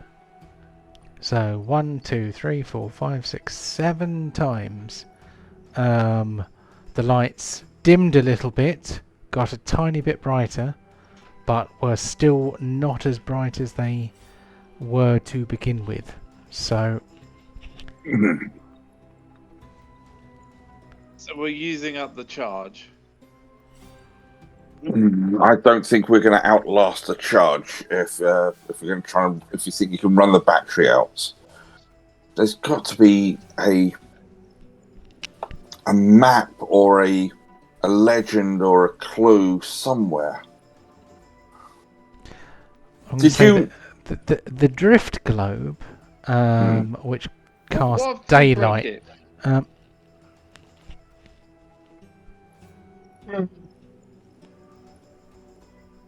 Go, John. What if we broke the orbs?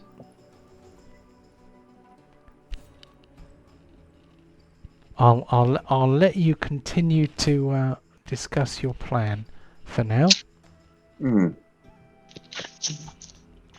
I was busy looking at that page thing, did you guys explore the other areas thoroughly? Did you find anything else? Because this needs deliberation. I've got one other option, but if I do it, it could kill Jar. No, we found a piece of metal. That's about it. I'm like, if anyone has an objection, can I magic missile one of the orbs? One of the orbs? Oh, these things. Yeah. On top of the obelisks. Yeah, you can do that. Okay, I'll just. Oh, hang on. No, I'll just crossbow it. Sorry. Magic missiles in the. I'll just crossbow one. Okay. In that case, give us a. Have you got the crossbow as an item just on your character sheet? Because these things you can't target because they're not tokens. Yeah, hang on one sec.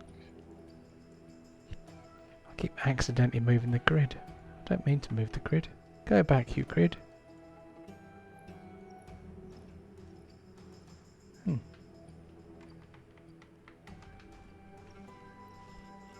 Loading, and gonna have to go at half past. Should we start the awards and pick this up next time? Yeah. Okay. There's got to be a map or a key hit somewhere, because that's a madness. I've got heavy crossbow. What would you like me to do now? Well, let's hold that thought until next time. Because it sounds like you need to go on time, so let's get the old awards going. I need to do two things. First, I need to make the awards visible. Secondly, I need to make Kevin and Michael invisible. Then, this is actually a third thing. No one expects the Spanish Inquisition.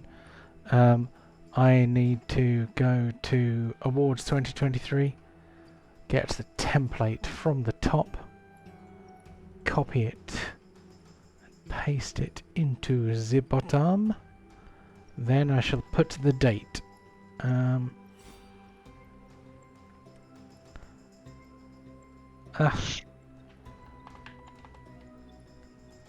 Today is the 20th of the 7th, 2023. We have some awards. The first one is first kill. We have only had one kill. Who did the kill? Me. Yeah, that was Pontos. So we award first kill to Pontos. That kind of means that when we get to kill of the week, We have only one option. we have only one option. So Pontos is also the killer of the week, or has the kill of the week. And likewise, yoink. I'm not sure if this necessarily applies. You were all fighting the same thing. I'm not sure if this is a yoink. We could give this to Pontos, or we could just not award it. What do you guys think? I think he got it. So Okay. There are technically no negative awards. So we either award them or we don't. Kill from the grave, not today. No. It's quite a technical one for those who may not know. If anyone's watching, Kill from the Grave is an award that you get for getting a kill based on an effect or an ability that is doing something when it's not your turn. For example, if you use a reaction to kill something when it misses you, for example, the Battle Master ability Riposte, you can use that on someone else's turn. So if you kill someone using a Riposte, that would be a kill from the grave. Or if there is a residual effect that kills something when it's not your turn, that's how it works. Today, we can't award it because that didn't happen. Damage dealer, who laid some proper smackery today? Well, there was that dirty 45 damage from Kalruk at one stage. that was quite nice. The floor does it, gets it. GM gets it for the floor. I can't win awards, but if I could, I would win them today from electrocuting you all with my metal floor. I think this should go to a player though, so it's either going to be Pontos for 6 attacks in a row, or possibly Kararuk for 45 and a single hit. How do you guys feel? We have never nailed down whether cumulative or individual attacks win it or not. That's it. We're sort of deliberately vague, aren't we? So who do you want to give it to this week? You know, it's down to you guys, really. General feel though, it's who you generally feel did the most damage. I'm going to say Kalruk, just because that 45 was quite a nice dirty one that just popped up out of the blue like that. Wasn't even a crit, was it? It was just a really nice little dig, you know. Boom. It was pretty good. So we'll give that to Kararuk. Okay. The best supporting role, which is sometimes known as the Insert Cleric's Name Here award. I'd like to put myself up in dragging certain fried characters off the board.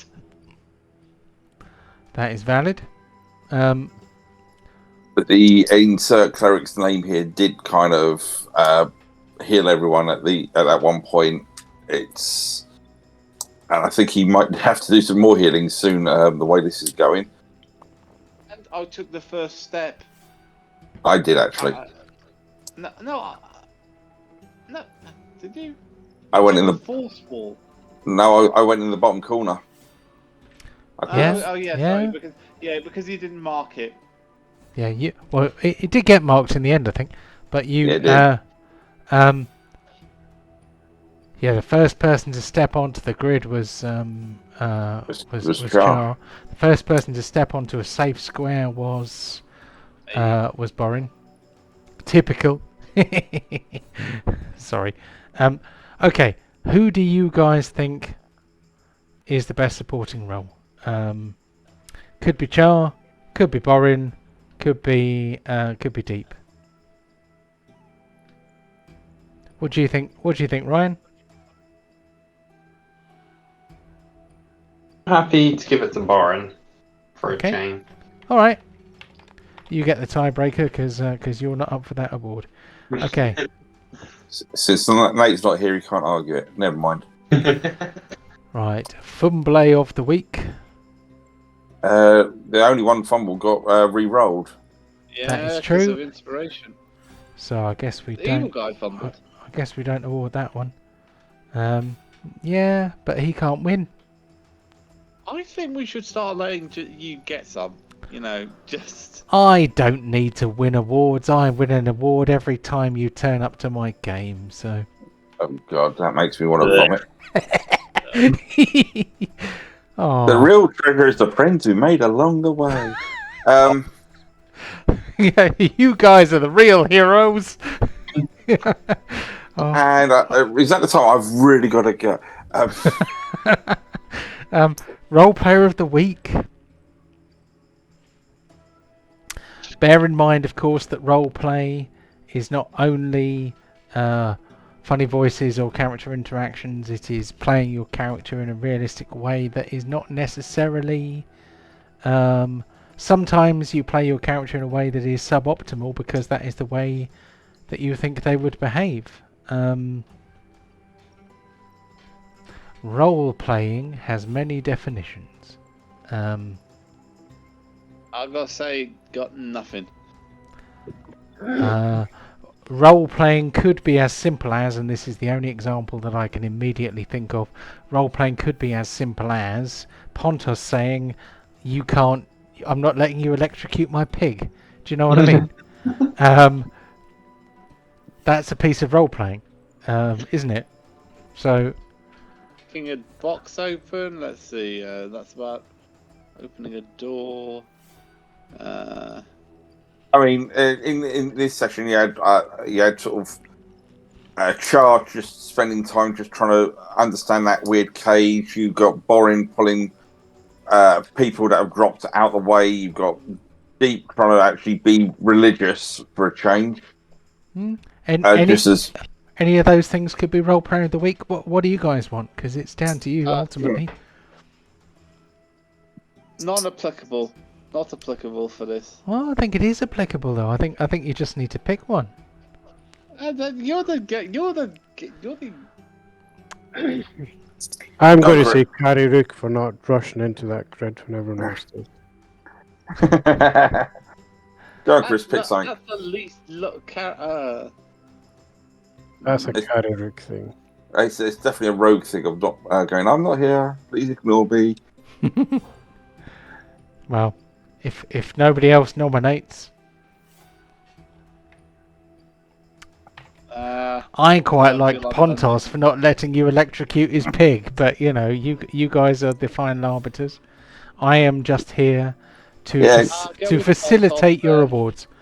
Go with Pontos. You've covered him twice. Yay! That's on that.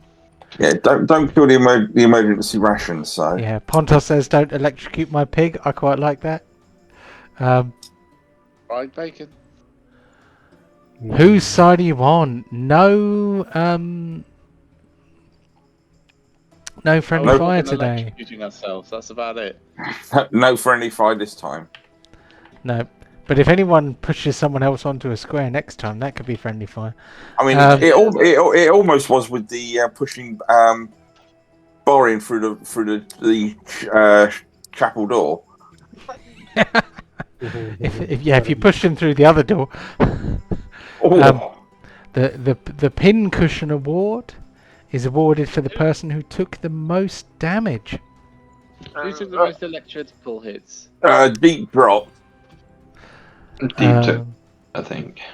The highest amount of damage, I think it was 53 in a single shock. But who took the 53? Was that Deep? No, Deep was already off the grid by then. Deep got the 50. Is that me? I went up to 79 and back down to 30 odd. No, because I only dropped down to 70. No, hang on. I dropped down to 40. No, hang on. Oh, I've closed the bar. Pull up the damage score. No, Well, but they're just damages, not necessarily who did them. but this is who got smacked the worst. Well, like I said, the fact that Deep went all the way down to 0 and fainted. Yeah, I think that one. Yeah. Okay. We'll give that one to Deep. So Deep wins an award, and he's not even here. Well, Through my bad Nate isn't playing. here, but oh, no bad playing today. I thoroughly enjoyed today's session. I hope you guys did too. Yeah. Now we've got to put our thinking hats on, and where the hell is that clue that figures this out? We've got to. I think it might have been that shrine or in that main room again. We've got to search elsewhere. But anyway, that's for next week. Alright, well, I'm going to go to bed because I'm going to be woken up at 4:30, I think. You lucky thing. Well, have a lovely week, everybody, and All right. and we will see you again in 7 of your Earth days. See you next week, fellas. Cheers, Catch guys. you later. Good night, all. Good night. Easy. Bye. Bye. Hey.